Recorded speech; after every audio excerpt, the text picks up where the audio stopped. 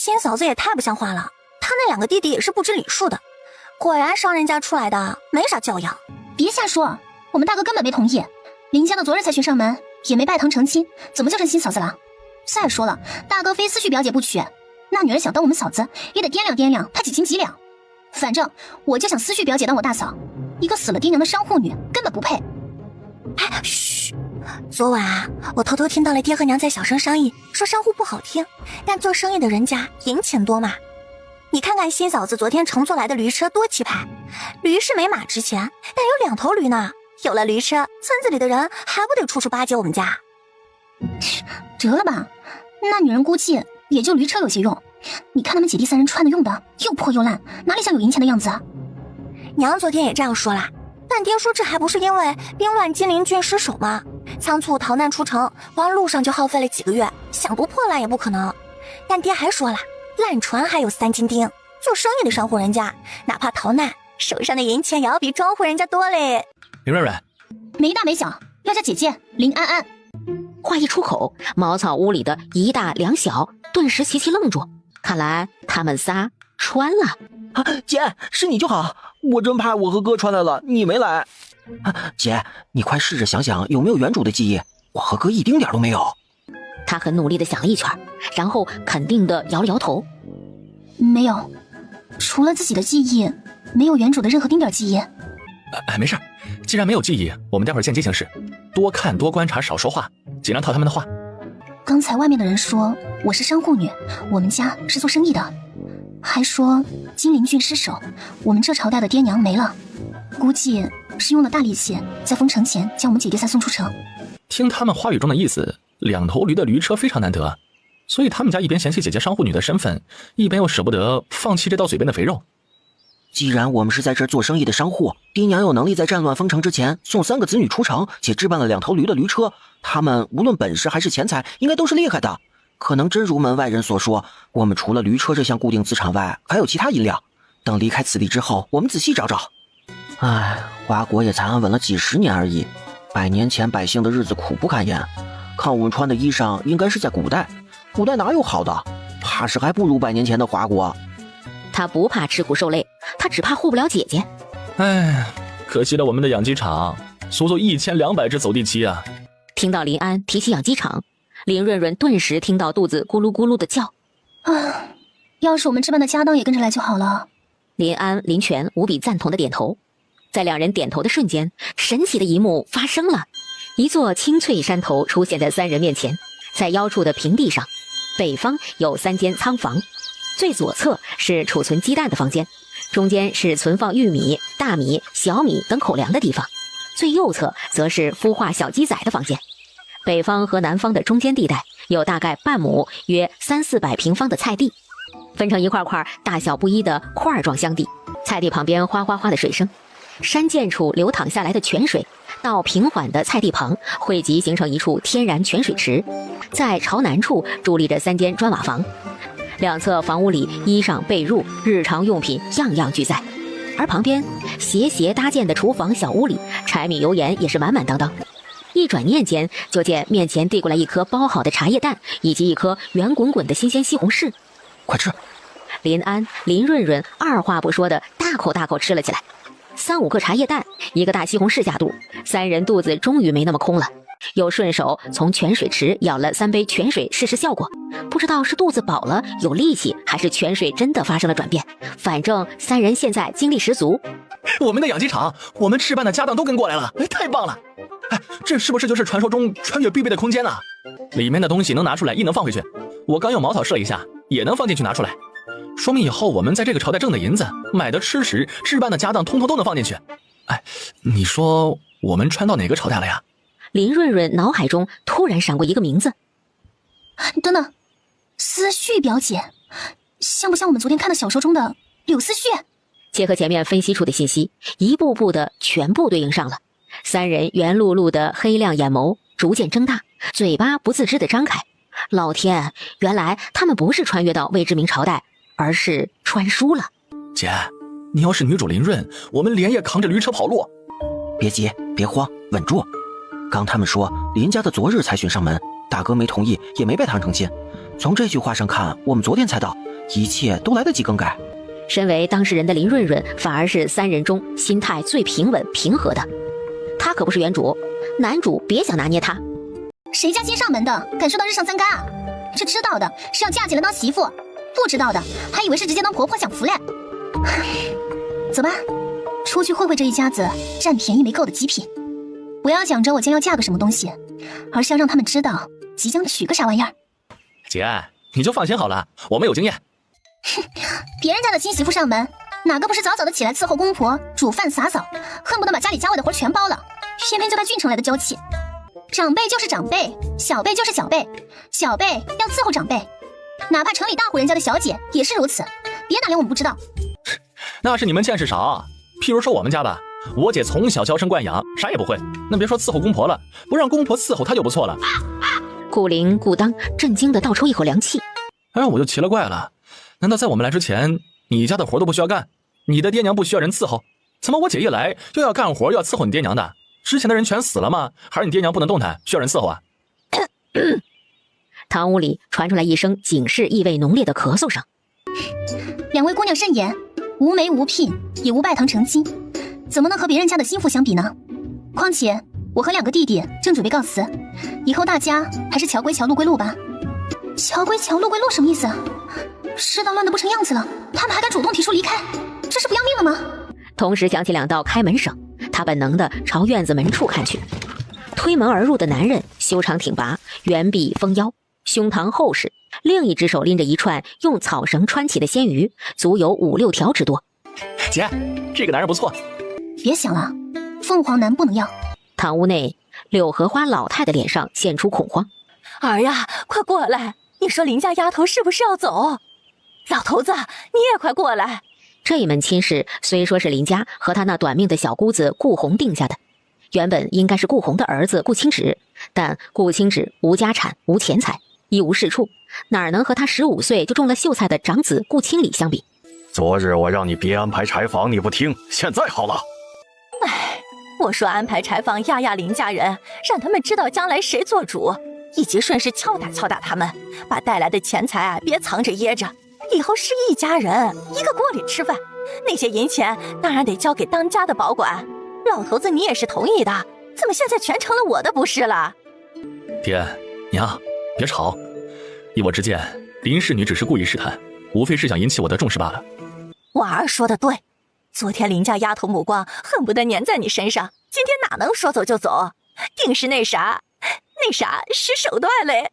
刘荷花立马笑开花，自信心爆棚的迈着大步走出堂屋大门。铁柱，待会儿你态度软和些。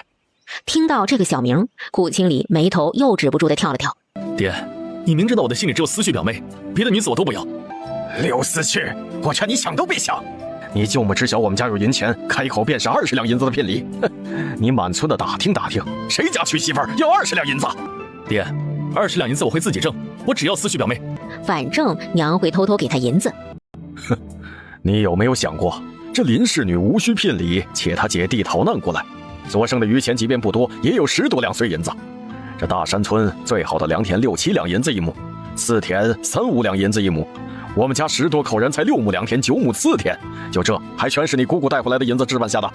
如今只要你娶了林氏女，我顾家的田地最少还能再多一半，这还不够吗？爹，和我终生大事比起来，3、5亩田地不值得一提。况且我身为读书人，以后自然是要步入仕途的。娶个商户女有损读书人的清名，爹让我以后如何在同窗以及官场同僚中自处？好好，不说田地，这林氏女带来的驴车你看到了吧？那可是2头驴，以后你去书院读书，去郡城赶考，不用辛苦步行了啊！还有，林氏带来的10几两银子，你在书院读书的银两也是你姑姑遗留下来的。但是你去郡城以及后面赴京赶考的盘缠，穷家富路，你有没有考虑过？顾清礼漂亮的脸上乌云密布，嘴上却不再反驳。自古以来娶妻娶贤，纳妾纳色，林氏女姿容绝美，当个妾室倒好。只能委屈思绪表妹了，让她和其他女子共侍一夫。见儿子让步，顾老爹不再开口，反正儿子能退让1步，他就能退让2步。今日的鱼比起上次小了不少，家里还多了3张吃饭的嘴，一天天的没一件顺心事。不用发愁了，我姐弟3人正是前来辞行的。哎呀，丫头说什么傻话啊？外面世道乱成啥样子了？你们姐弟仨比我们清楚啊！你一个女子，若是遇到那些流民兵匪，可如何是好哟？再说了，你和顾家的婚约是你爹娘定下的，自古以来父母之命媒妁之言才是正道，你哪能违背你死去爹娘的意愿？那可是大不孝，要被人戳脊梁骨的。婚约？他没有记错的话，书中原主爹娘给他定下的婚约可不是顾家，而是顾老爹的妹妹顾红的儿子顾清止。对呀对呀，你和我们顾家有婚约，当然得嫁进我们顾家。哎，千里，你快出来啊，和林家林润润说一说。林润润、林安、林泉三人皆是一愣。顾清理在屋子里，那院门处修长壮硕的男人是谁？屋子里缓缓踱步出一位大约18、19岁的年轻男子。你又在闹什么？昨天到今日，你还有什么不满足的？闹！哼，真是脸上可跑马。喂，我姐和你没婚约，我们告辞难道不是理所应当的？是谁在无理取闹？至于满足，我们姐弟谢谢你们啊，谢谢你们全家。因为到了你家，我们姐弟仨平生头一次住上了柴房。哼，你们大山村的待客之道，真是让我们长见识了。啥没婚约啊？我小姑子顾红说的明明白白，和你们林家交换了信物，你林家要毁约可以，先把信物还回来。对，还不回来，你们就不能走。林安、林泉见屋檐下的四人眼神不善，跨前2步挡在林润润身前。给不起信物也行，驴车得留下来。我们清理堂堂秀才宫，硬是等你等到19岁还未娶妻成亲，你得陪我们才行。我爹娘交代的清清楚楚，和我有婚约的是红衣儿子，可不是顾家。我就问各位父老乡亲、大娘婶子一句，红衣儿子是顾清理吗？哎，不是，顾红儿子那是顾清理啊。是门口那位嘞？哎，叫啥来着？哦，对了，叫顾清止。哎呦，这啥名啊，太拗口了。要我说，还不如我屋子里的毛蛋铁蛋好记嘞。咋了？我就问顾红是不是姓顾，他的是不是都是顾家的？和他订的婚事咋就不能是顾家的了？我娘作为顾家人，儿时卖给了人牙子换取银两养活了舅父，在侯府为奴为婢挣的月钱给了舅父娶你，出事后补偿的银子给舅父舅母盖房子置办良田土地，送顾清理上学堂读书识字科考。我娘对得起顾家，我娘给我留下的只有这门亲事，舅母还要抢吗？哎呀，荷花呢？你咋啥都抢嘞？从来没听说定了亲事还能给娘家的。这清理是找不到人家，荷花你早说呀！我娘家侄女不嫌弃她19岁了，我这就回娘家说说去。你儿子19岁了，人顾清止比他还大月份吧？你咋不说？呸！柳荷花气得想吐口水。他家清理找不到人家，还不嫌弃清理，也不照照他娘家那侄女丑成啥样了。丑人多作怪。林安见顾清止站在他姐这边，好感顿生，很好，一点没怂，是个汉子。林家丫头啊，我们做长辈的也是为了你好啊！你看啊，这3间大房子，还有那10多亩田地，以后都是理儿。你一个女孩子家带着2个弟弟，再过2年，你这2个弟弟要娶妻生子了呀，那可是一笔不小的钱财。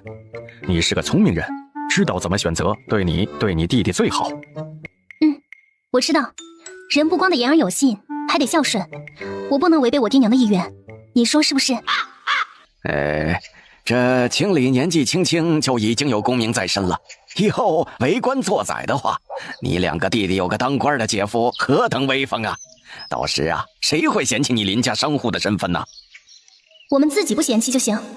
我和哥哥不能为了自身，让姐姐背上悔婚的恶名上。柳荷花还在嘀嘀咕咕的定亲信物得拿出来，驴车也得留下来之类的，喋喋不休。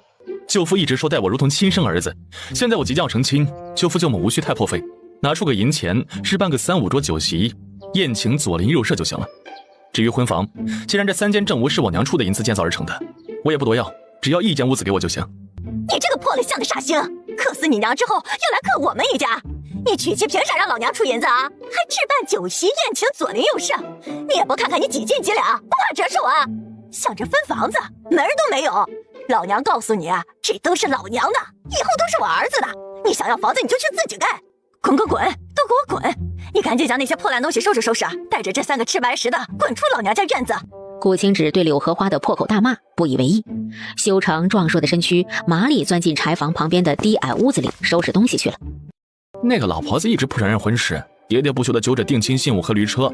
我以为今天要不大闹一场，要不势必留下一样来，想不到现在婚事认可了，也不用交下信物和驴车了。这是开窗论，顾清旨厉害着呢。见林安一脸茫然，林泉简短的解释：譬如你说这屋子太暗，想开一个窗子，别人各种理由反对和不允许，但如果你要求拆掉屋顶照亮屋子，他们就会来调和，觉得开个窗子就行了。林安立即明白，难怪若是顾清旨和柳荷花围着信物、驴车争论，怕是要被柳荷花拿长辈孝道扣上了。就怕以后日子好过了，顾家这群人又上门占便宜。现在的顾清旨没钱没地没权，他们像撵瘟神一样撵他走，但以后他有权有势，富贵无边时，他们自然也能没脸没皮的贴上来。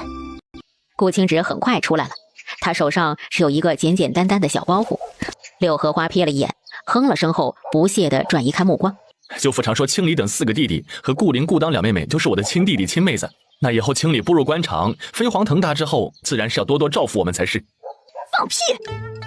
他清理以后要照顾，也是照顾他柳家，哪里轮得上顾清旨这个煞星？舅父舅母也看到了，我身无分文，又无粮食，怕是过没几日用完了林家的银子，还得回来靠舅父舅母接济一样，总归不能让我等饿死不是？这是走别人的路，让别人无路可走吗？娘，你不想想办法？想办法？想什么办法？只是亲戚又不用分户，亲……哎，对了，可以断亲呀！对，就是断亲。大哥，你是读书人，你快经我写个断亲书，以后就亲信了。顾清礼只略微迟疑，立马转身进屋子。没一会儿，一手拿着2张字迹未干的纸张，另一手拿着笔墨。林润润、林安、林泉伸头看向顾清旨手中的断亲书，姓名、哪里人士、缘由全部写得清清楚楚，最后写了日后断绝一切往来，若违背此书，断子绝孙啥啥的。去，快去把你们2哥、3哥、4哥喊回来，让他们一并按手印。不能让那个煞星钻了缝隙，以后想回来门儿都没有。顾灵、顾当马不停蹄地跑了出去，顾清义、顾清仁、顾清孝不情不愿地跟着2个妹妹赶回家。让开让开！爹娘真是没事找事儿，这好端端的赶走顾清旨干嘛？赶走了顾清旨，以后谁播种翻田，秋收靠谁啊？别想使唤我们。大哥走进书院读书还不下田，这都是儿子，凭啥我们没有？见了爹娘、大哥阴沉沉的脸，3人不敢吱声。在大哥的指导下，大拇指沾上墨水，在雪白的纸张上按下了指印。柳荷花检查了一遍2张断亲书。好，拿着，你这个煞星可以滚了。哎，娘，顾清旨走了，以后打了野鸡野兔还会送回来吗？吃就知道吃，你不会自己上山打啊？后山野鸡野兔那么多，哪个煞星可以逮到？你咋就不可以啊？哎，娘，你不知道那些野鸡飞得可高了，还有野兔跑得可呲啦快，根本抓不住。好了，到时候叫那个哑巴抓了给你吃，反正他也会抓。顾红当时回来的路上，收留了2个被毒哑撵出府的半大孩子。咋的？还想等吃了上午这顿饭再走？既然千里叔和云叔回来了，等他们俩收拾好了东西，正好一起走。顾千里、顾云一听，立即明白过来。顾千里身手灵活的直接钻进另一间低矮茅草屋。顾云瘸了一条腿，拄着拐杖，一瘸一拐的往厨房走去。啊！凭啥？你滚就滚了，凭啥带老顾家的仆人走？哑巴、瘸子，你们不能走！啊，对，你们走了的话，我就去官府报官，治你们一个逃奴罪，逮住要去充军，你们怕不怕？仆人、逃奴，我娘可没有把千里叔和云叔当仆人对待。不管是什么，哑巴和瘸子只能在老顾家，是吗？当初千里叔和云叔是在我的户籍上，既然已经断亲，他们和我走，自然于情于理于法。你们要报官就去报，最好现在就去，不然再晚我们就走了。你，我去帮云叔收拾。好。林润润想到了空间，唇角扬起笑意。柳荷花刚准备派人进去盯着，没事，厨房除了黑面、大米、白面等贵重粮食，娘全部锁在木柜里，他们偷不走的。即便打开了木柜的锁更好，等他们出来翻包袱，到时候人赃并获，送到官府。后面的不用他说，柳荷花已经明白过来，顿时脸上笑开了花。哎，林家丫头，10几2岁银听起来不少，但是你有没有想过够你们吃几天的？这顾清旨没田没地，你们本来4口人，如今又多了2张吃饭的嘴，足足6口人，1天2顿，1顿1斤，你们6人1天便是12斤粮食，大米白面1斤要16文，粗粮9文1斤，哪怕是天天吃粗粮，1天都要100多文呐。啊，不是一天3顿饭吗？哎，现在外面世道乱得很，原本50文一斤的粗盐，最高也不过70文一斤。你知道现在涨到多少了吗？涨到180文一斤呐！你算算你们手里那10几两银子能买个啥呀？哼，怕是吃盐也不够吧？不好意思，昨天2个弟弟才去镇上驮了2箱盐回来，还是稀盐哟，吃个好几年不成问题。你俩看我们院子里的7只鸡啊，别小看了这7只鸡，每天啊能有5、6个鸡蛋。若是你在我们家，保管你2、3天便能吃上1次鸡蛋。老子一天捡5、600个鸡蛋，天天吃顿顿吃，吃到吐为止。你别怕，我有能力养活你。还有2个弟弟，谁养谁还不一定呢。顾千里和顾云在众人说话的功夫收拾好包袱出来了。顾千里将驴车赶了过来。没田没地，只10几两银子，你们就等着饿死好了。也就咱们这儿太平一些，出去外面碰上流民山匪，当心尸骨无存。粗盐已经180文的天价，更别说米面鸡鸭蛋。到时候咱们家吃得饱，你们挨饿可别回来。老婆子的门啊，不是好进的。已经上了车厢，在里面端正坐着的林泉轻笑，自家肯定能吃得饱，但柳荷花他们能不能吃得饱就不知道了。哎呀，啥钱闹的呀！老头子，赶紧去拦住他们！快去拦住他们！他们把咱们家的米全部都偷走了！顾老爹带领儿子女儿快步跑了出来，挡在了驴车面前。这些个傻欠刀的，把我们家装大米、白面、粗盐的柜子都偷走了！娘，你说什么？说清楚！刚才顾云和顾全出来时，大家都看到了，怎么可能把装大米白面的柜子偷走了？我没有胡说，儿啊，他们确实把我们家装大米白面的柜子偷走了，不信你们去看。老婆子，你别瞎说，你好好说说丢了什么。舅父不用问了，舅母说连同装大米白面的柜子一起丢了，我没有耳朵听到的。舅母是因为我们6人从头到尾都没有跨进主屋半步，无法诬陷我们偷拿银两，所以只能说是搬走了粮食柜子。敢问舅母，这柜子是何时没的？怎么认定是我们搬走的？你们回来前那柜子还在，刚才一会儿功夫就没了，不是你们是谁？儿啊，娘真没撒谎，我们家装粮食的柜子真没了。荷花呢？大娘我老眼昏花，也看清了，里面哪有柜子哟？真没有，我看得可清楚了。我不用看就知道，车厢就那么大，坐了4个人，还怎么放粮食进去啊？从吵架开始啊，我一直趴墙头上看着嘞。林家姐弟3人加木匠叔他们，就木匠叔和那半大小子进过厨房，但他们出来带的东西啊，大家也都全看见了。是啊，总不能这么多人都看错了。见没有一人站在他这边，柳荷花急了。舅母是不是将精细粮食补贴了娘家？怕舅父责骂，怕儿女不喜，方才朝我们泼脏水的。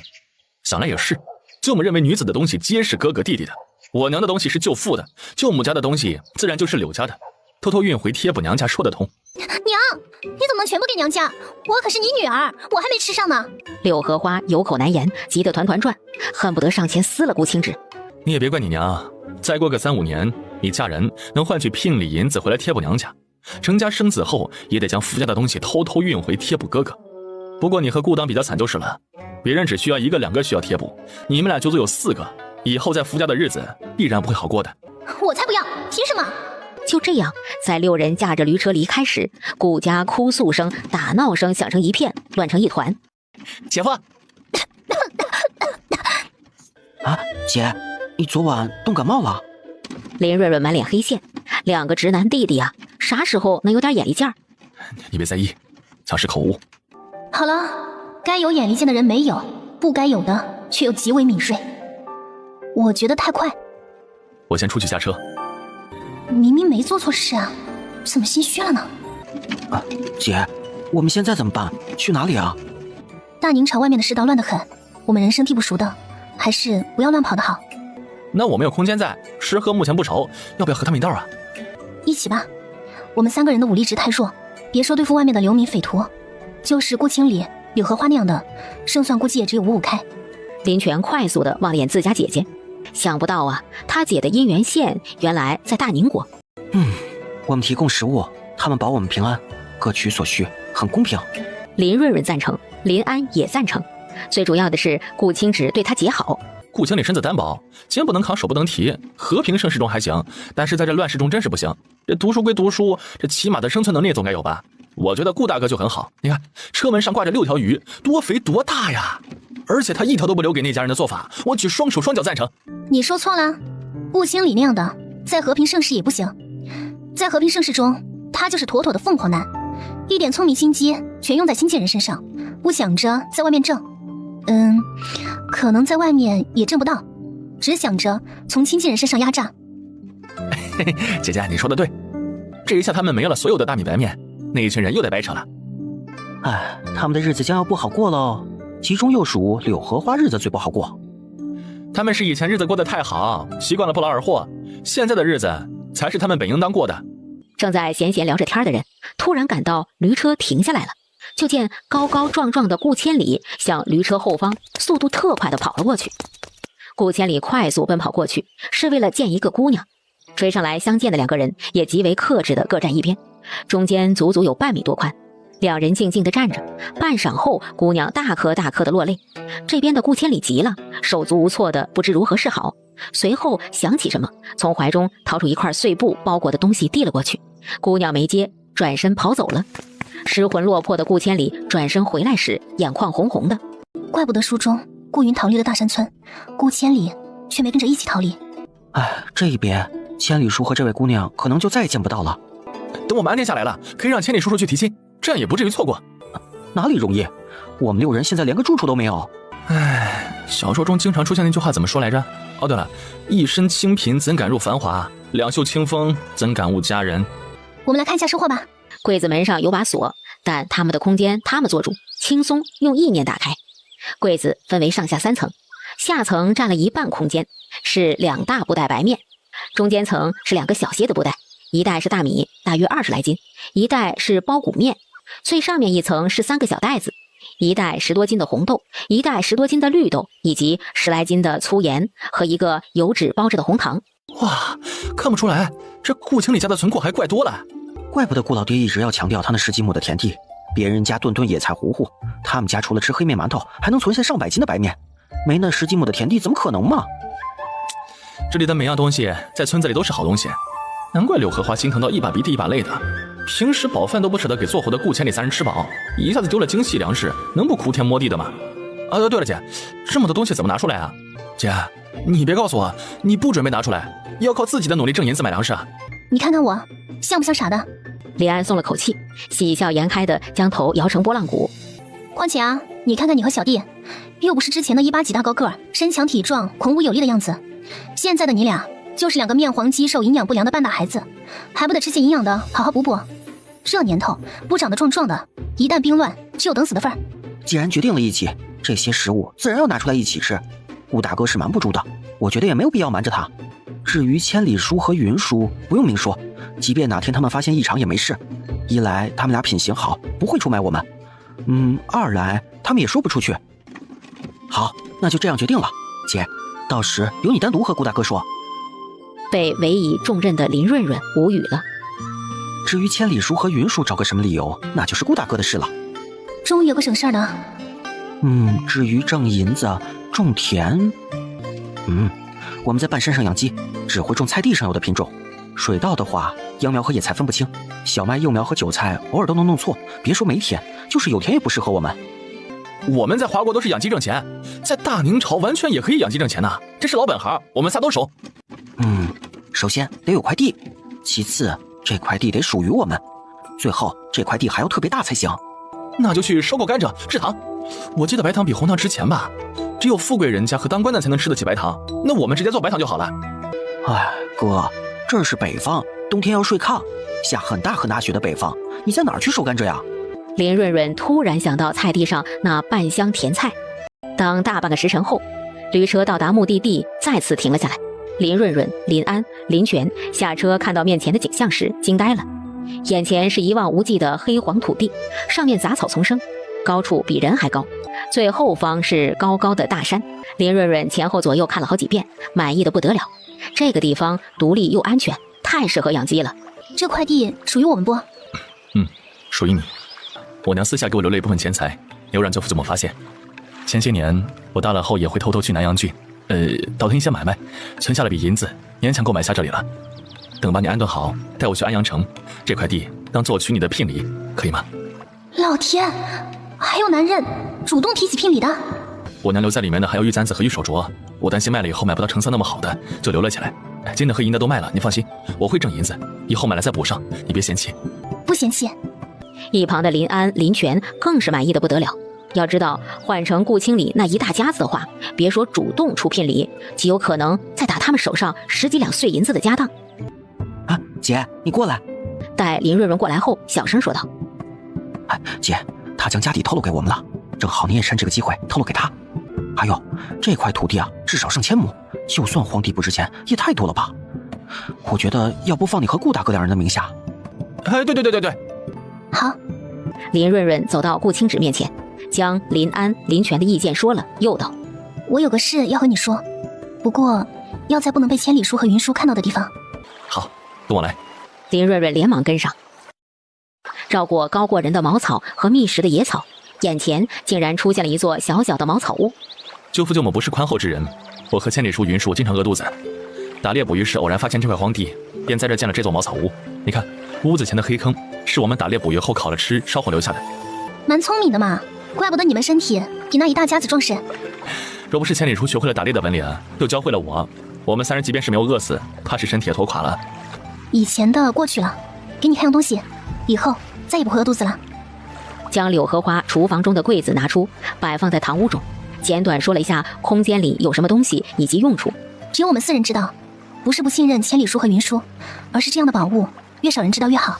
顾清芷从一开始的惊讶中快速反应过来，人心叵测，除了我们4人，以后不管在任何地方、任何人面前，你皆不要表现出来。随后想到回头让云叔给润润做个背篓，出门在外实在需要拿东西时，可以假装从背篓里面拿。你放心好了，我当然知道呀。这些粮食怎么和他们说？还有这个柜子，是不是比较好认？是毁了当柴火，还是继续收起来？不用毁，这是云叔做的柜子，选的木材结实耐用，毁了可惜。等会让云叔改一下，不会被认出来的。柜子以及粮食是我昨夜运过来的。至于你那宝物的其他东西，先不要拿出来。等吃过了早午饭，我和全弟去趟安阳城，一来呢去官衙将土地买下来，二来买些开荒的农具，三来你宝物有需要拿出来用的，也可以借此收拾买回来的。你觉得怎么样？你真棒，想得好周到全面啊！你同意就好。我去把鱼给收拾了，等会儿烤给你吃。你先休息一下啊。啊，说的好好的，怎么人突然跑了？还有休息？这茅草屋干净的一眼望到头，在哪儿休息？姐，说。姐，我还以为这和华国一样也是秋天，原来不是。怎会不是？现在才4月份，确切的说是4月初7。我刚听顾大哥说，他今天去安阳城买种子才知道的。你的意思是，我们可以开荒种粮食？对呀，我们有这么一大片土地，不种粮食不是亏了？况且种植基因和天赋可是深深埋在每一个种华家人的骨子里的。是啊，你想啊，大娘朝乱得很，就算没乱到安阳城，但是外面打仗哪有不影响粮食价格的？到时候价格高的离谱就算了，还不一定能买得到。即便买到了，运回来的路上也是风险重重的。我们守着这么一大片土地，完全可以自己种啊。秋收后一部分进空间，一部分放地窖储存，不打眼又空间满满，多好呀！高筑墙，广积粮，先广积粮。唉，原本准备喂鸡的玉米粒有1000斤，大米2000斤，小米800斤。我们自己吃的大米估摸着还剩900多斤，加上零零碎碎囤的5箱细面、3箱宽面、5袋白面，外加方便面、螺蛳粉、酸辣粉、粉丝，主食估摸最少有5000多斤。我们6人一天做6斤，一年大概在2100斤。这些粮食至少能吃2年多。2年后，新种的粮食已经收了2、3茬了。鸡蛋除了供应我们每天吃之外，用作孵小鸡，再买些鸭蛋、鹅蛋一起回来孵。到时候鸭生蛋，蛋生鸭，哎呀，有咸鸭蛋和烤鸭吃了。姐，要不要再买几只小猪仔回来养啊？猪全身都是宝啊，卤猪蹄儿、卤大肠、卤猪耳朵、卤猪尾巴，还有红烧肉、红烧排骨、糖醋排骨、爆炒腰花、香辣猪肝、红焖猪蹄儿、猪肚鸡汤。我后悔了，昨天为啥看小说偷懒不去买猪肉？不然说不定今天就吃上了。没事，我们不是还有10几两碎银子吗？你要特想吃，顾清芷待会进城的时候，跟着他去买一些不就得了？等小猪仔买回来了，以后还不是想吃多少有多少？还是等小猪仔买回来的吧。啊，我刚问了顾大哥，包谷也就是我们的玉米、小米、棉花等等也有，但山芋和土豆这2样是没有的。农户人家大部分吃黑面馒头和糊糊，所以良田哪怕是4天价格贵，也要好几两一亩，而土地便宜也没人要。加上包谷和小米产量不高，开荒时费力不划算，村民一般围绕在村子周边开荒，这儿的土地才能一直荒芜下来。原来如此啊！哎，小弟，那我们是不是可以多多的种山芋和土豆？对，这黑面馒头是真的，这个刮辣嗓子呀！和黑面馒头比起来，山芋土豆太好吃了。最主要的是山芋和土豆产量大呀，到时候收留进来的人只用极少一部分的土地全部养活，剩下的土地以及人力就能全部用来挣银子了。干脆拿出几个山芋和土豆烤着吃。和千里叔、云叔说，是我们来的路上饿得吃不消，在树林子里找到的，挖了好多，一路吃到大山村，就剩下这些了。要是都觉得好吃，反正我们记得路，到时再去挖了回来种，这说法行不行？行。大山村顾家。哦，娘，这也太稀了吧，这怎么吃得饱？你就知道吃，家里大米白面连柜子一起都没了，你咋还能吃得下？没了就没了呗，反正里面的白面大米我也吃不到几口，黑面和包谷还带不就行了，又不影响我吃灰面馒头。四哥说的蛮对的样子，对的样子。哪里还有盐还有红糖？那都是白花花的银子，老娘我都不舍得吃，全便宜了外人。娘，真不是你偷偷贴补了大舅家？你个讨债的，你要我说多少次？我有那个心也没那个胆啊！真要是全拿去补贴你大舅，你爹还不得休了我？哎呀，我想起来了，一定是顾青日昨夜搬走了。睡厨房的是顾云那瘸子，他们就是一伙的。哎呀，老头子，咱家养了几头白眼狼呀！闭嘴！我每日早上起来特地去厨房看了一圈，你不也是？那时还好好的在，你怎么不说？老头子，你说是不是咱家不干净，他回来报复？要发疯回你柳家去发，再胡言乱语，当心老子休了你！柳荷花诺诺的不敢吭声。我不要光喝糊糊，我要吃馒头，我要吃肉。啊，对了，早上顾青只带回来那一串大鱼在哪儿？我要喝鲜鱼汤。喝啥喝？你没看到那傻星直接把鱼挂在门外，连带都没带进来。他这是早就想好了要走。哼，真是个养不熟的白眼狼。要我说，就不该撵顾青直走，有他在，家里时不时能吃上野鸡、野兔和鱼虾。现在好了，什么都没有了。他还带走了哑巴和瘸子，现在田里地里咋办？5月就要种包谷了，谁耕地谁不种？我话摆在这儿啊，要我干也行，大哥也必须下地干活。凭啥是我一个人干？我又不是傻。大哥科考当官了，坏乎的还不是大哥吗？跟我有啥关系？再说了，外面世道那么乱，科考说不定就要停了。顾青里双眼射出恶狠狠的光，恨不得将眼前的顾青人千刀万剐了。哎，娘，姑姑可有留下什么东西啊？留他的东西下来做什么？晦气吗？为啥晦气啊？他被人搞大了肚子，灰溜溜的回来丢我们的人，还不晦气？娘，姑姑也是被卖过去的，不是她自己想去的。我听说主人根本不把仆人当人看，姑姑孤身一人在那儿，能有什么办法？那他不能自己寻死了结，哪怕带着那个孽障死在路上也好，回来让我们在村子里抬不起头，被人指指点点，日子多难过啊！我看娘用姑姑的银子用得很开心啊，要是觉得姑姑脏，看不起姑姑，那干脆也别用她的脏银子。你这两个丫头片子，早晚嫁出去啊，省得在这气我。哎呦喂，这日子越发难过，没一个能省心的。顾经理看着眼前为了一口吃食争吵不休的家人，眉头蹙起。不行，他要找到林润润，从他们手上拿回姑姑唯一的遗物。现在只有林润润手上有当初定亲时姑姑给的信物了，只要有了信物，才能去京城找侯府，摆脱这一家子没品行只顾自己的人。你们嫌糊糊太稀，顾青芷那边说不定连这稀糊糊都喝不上，等着吧，说不定没2天他们又回来了，到时候啊，让他们知道我的厉害。没田没地没食物没银子，还不得饿死他们？顾青芷、林润润确实没有稀糊糊喝，他们正在吃烤鱼，啃香喷喷的烤地瓜、烤土豆啊，还有一只烤兔子。顾千里喂完驴抓回来的。林润润刚啃完一只兔腿，就见顾青芷厚实宽大、布满疤痕的手掌又递过来一只。饱了，吃不下了，你吃哈。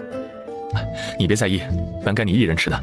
林润润想说没啥该不该的，抬眼发现林安、林泉两人见顾青芷对他好，脸上那是满意的不得了。好吧，烤红薯吃不下了。顾青芷咬了一大口土豆后顿住，迟疑的慢慢嚼完咽下。你说这个适合喂猪啊？唯不好的就是喂这个还得剁跟煮，太麻烦了。为何呀？如此好吃的东西拿来喂猪，因为太多了呀，根本就吃不完。一亩能收多少斤啊？高的话3000来斤吧，一般在2000斤左右。那山芋也是一样吗？不一样，山芋高的6000多斤，一般3、5千斤差不离。你确定土豆和山芋无需种在良田里，而带沙子的土地也可。带沙的土地种它们最适合了呀。你是不知道，那土豆和山芋就是要松松软软的土地，光照好，它们可劲儿长，长得老大一坨，老大一堆。而且带沙子的土地好耕种，以后采收的时候也方便。毕竟这2都是要挖地的嘛。你姐最爱吃这个，不，我姐最爱吃米饭，面条也吃，但吃的少。山芋土豆是偶尔搭配了吃一下的。以后你姐姐依然顿顿能吃上大米和白面。等等，那个姐夫啊，你是不是忘了还有个我呀？他也爱吃大米白面呢。算了，求人不如求己，他还不如多多挣银子，将这辈子吃的白面大米买来存放在空间里。反正他们3个试过了，空间里的东西放进去啥样还是啥样，不带变的。在新的落脚地吃完满足的第1顿饭后，6人分工明确地干起活来。顾清芷和林泉2人带着户籍单子和银子，驾着驴车出发去安阳城。买完地还需要买些生活用品。顾千里见驴车走远后，他拿出之前挖出的镰刀，围绕着茅草屋将周边的野草一圈一圈地割掉。主子说，这趟进城他们会买回些母鸡回来，以后就有鸡和鸡蛋吃了。他也得趁他们回来前用野草搭建好鸡棚。林润润此刻正在看林安和泥。姐，要不弄3、5个灶洞，2个灶洞感觉太少了一点。弄3个吧，多了也没那么多锅呀，放那儿也是浪费。行，那我再垒个大些的灶眼儿。顾大哥说我们人多，他买个大铁锅回来，到时候炖煮和烧洗澡水方便。林安说完，在离双灶洞稍微远些的地方又做了一个大些的灶眼。树底下的顾云在做案板，夫人说晚上做面条给他们吃，还是白面的，他得赶快把案板做出来，不然没地方揉面。夫人还说，等母鸡买回来了以后，鸡蛋人人有份儿，不用分，保管他们能吃到饱。夫人是真好，碰上好主子，心中有了依靠，对未来满是希望。顾云手上更加利落，只花了大半个时辰就将宽大厚实的案板做好。这边刚做好，那边顾千里搭建好鸡窝，并搬回来几块大石头，在灶洞旁边码放整齐。一切弄好后，拿上弓箭，又前往后山捕捉野物去了。姐，我一直以为我算是非常勤快的了，而且干活利落极了，这和千里叔比起来，我才哪到哪儿啊？又看向大树下开始坐板车的顾云，别说千里叔了，就是云叔我也比不上啊。你要看到你自己的优点，你看你还挺有自知之明的，这点就很好。林润润，闭嘴！别爱没大没小，小安安。2人斗嘴归斗嘴，干活却一点没落下。临时的简易灶洞建好，林安到旁边挑了块离水源近的肥沃土地，用之前顾千里刨出来的锄头开始挖地。2人一个翻地，一个在后面撒种子。林润润、林安2人播种完，又移栽了一些韭菜根部。突发奇想，浇了一些空间里的山泉水，然后拍拍身上的泥土回了。耐心等待，明天过来看试验效果。到了晚上，顾清池、林泉2人回来，车厢里带回来很多买回的各种蔬菜和种子。顾清芷先将车架上装满鸡的鸡笼递给等候的顾千里。千里叔，你收拾1只鸡出来，晚上我们吃鸡汤面。顾千里之前听到晚上吃面条还是白面，且他们也一起吃时，已经深深觉得不配。如今听林润润说是鸡汤面，本能的摆手拒绝。其实是我们想吃了，麻烦千里叔杀鸡，辛苦了啊。顾千里连忙摇头，杀鸡有什么辛苦的？他经常收拾野鸡、野兔和鱼，做这些无比熟练。傍晚的风带着凉意，土坑里燃着木柴，烧得噼啪作响。没有桌子，林润润在案板上先将食物分好。哇，我姐的手艺真没话说。有姐的孩子就是宝。我也这样认为。快端过去吃吧，千里叔和云叔还在后面等着呢。好，你的我一并端过去。顾清芷听话的端起案板上的2份面条往火堆走去。当香浓的鸡汤伴着劲道的面条入口，当爽脆的青菜伴着弹牙的鸡肉入肚，火堆旁顿时只剩下吃饭声。一整盆的食物连带汤汁全部下肚后，每个人饱到就差打饱嗝了。林润润本来有一搭没一搭的问林泉安阳城的现状，猛然想起来买地的事儿。我们买成功了没？是80两买的吗？买了多少亩地啊？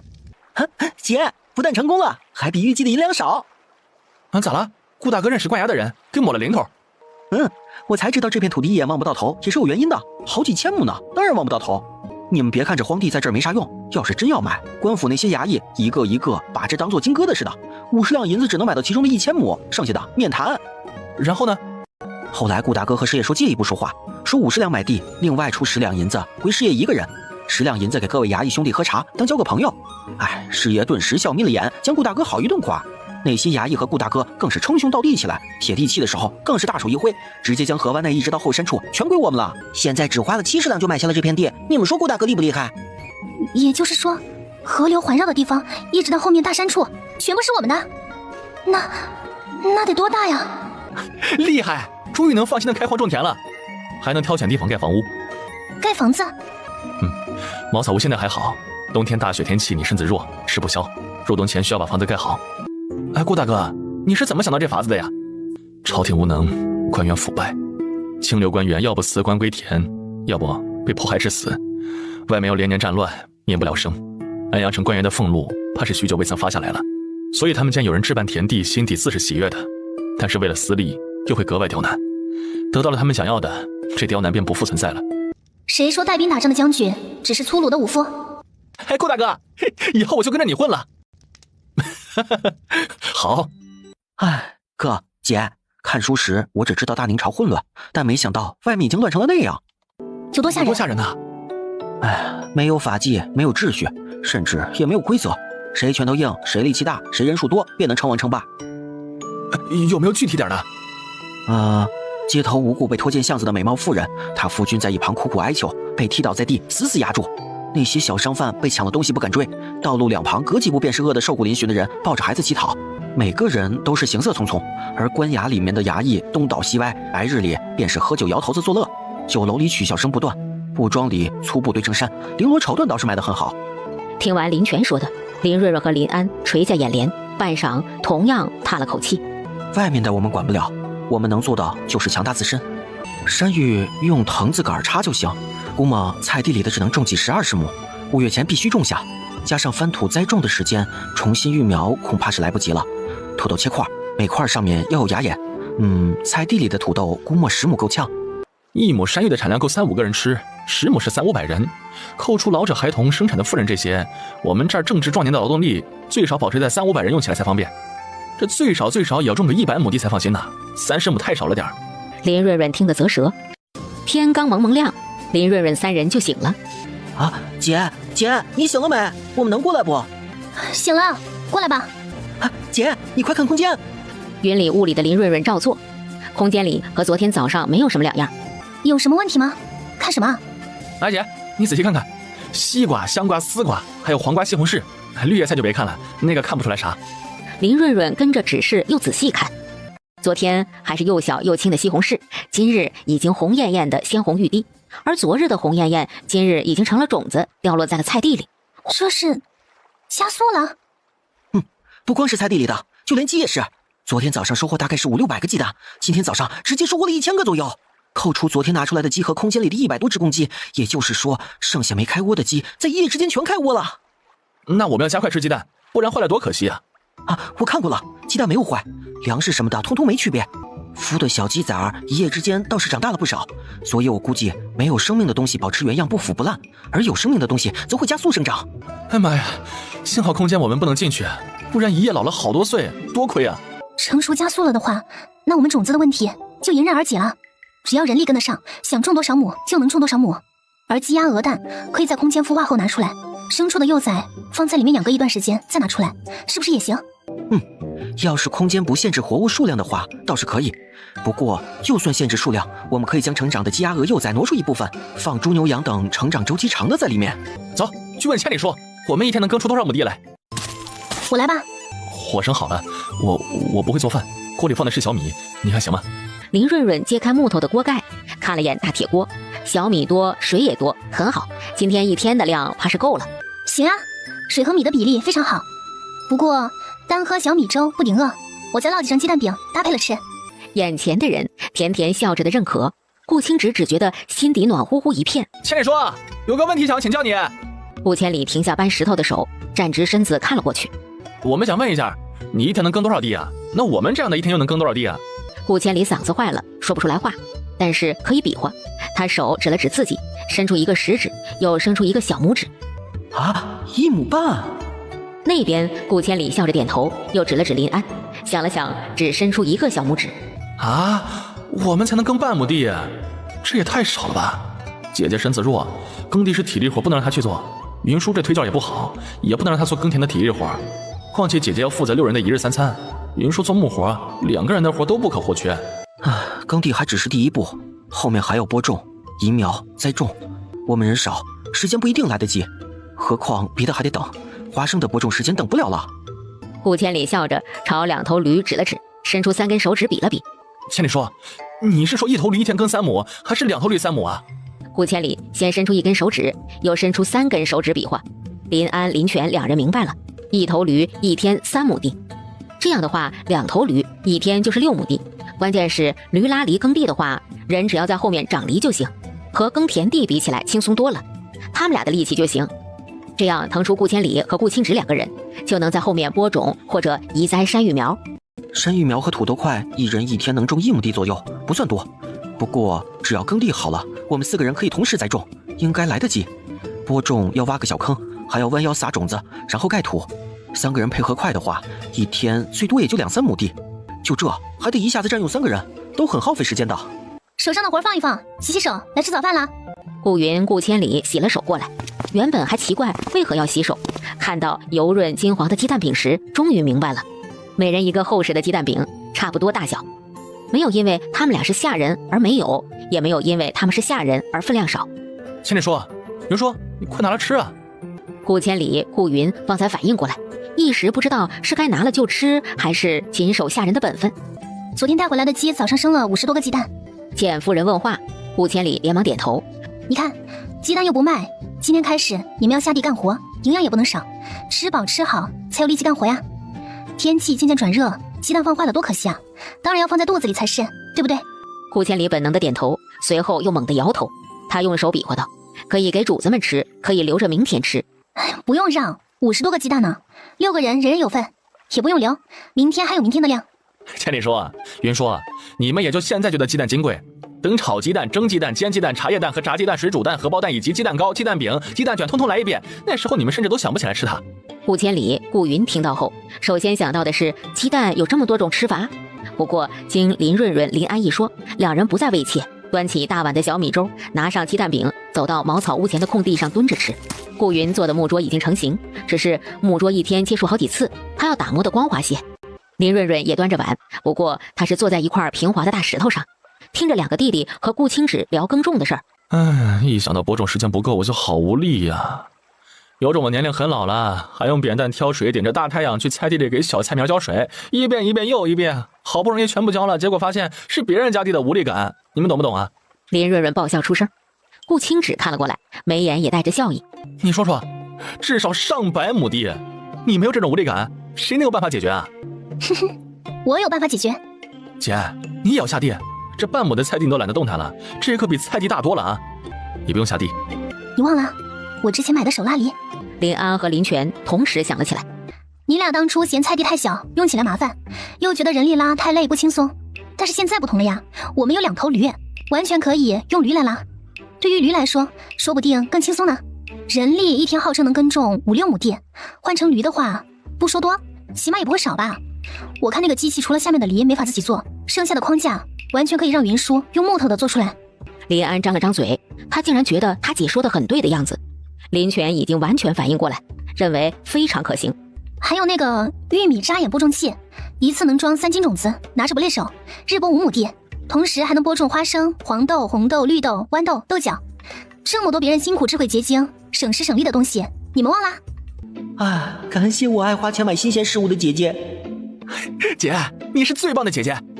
林润润傲娇的扬了扬下巴，果然重要的事儿还得靠女人呢。而另一边大山村的顾家，总共就7亩8分地，换做那哑巴和顾清芷，10来天耕种，连播种全部弄完。你看看你们3个，下个地而已，还要拉着你大哥。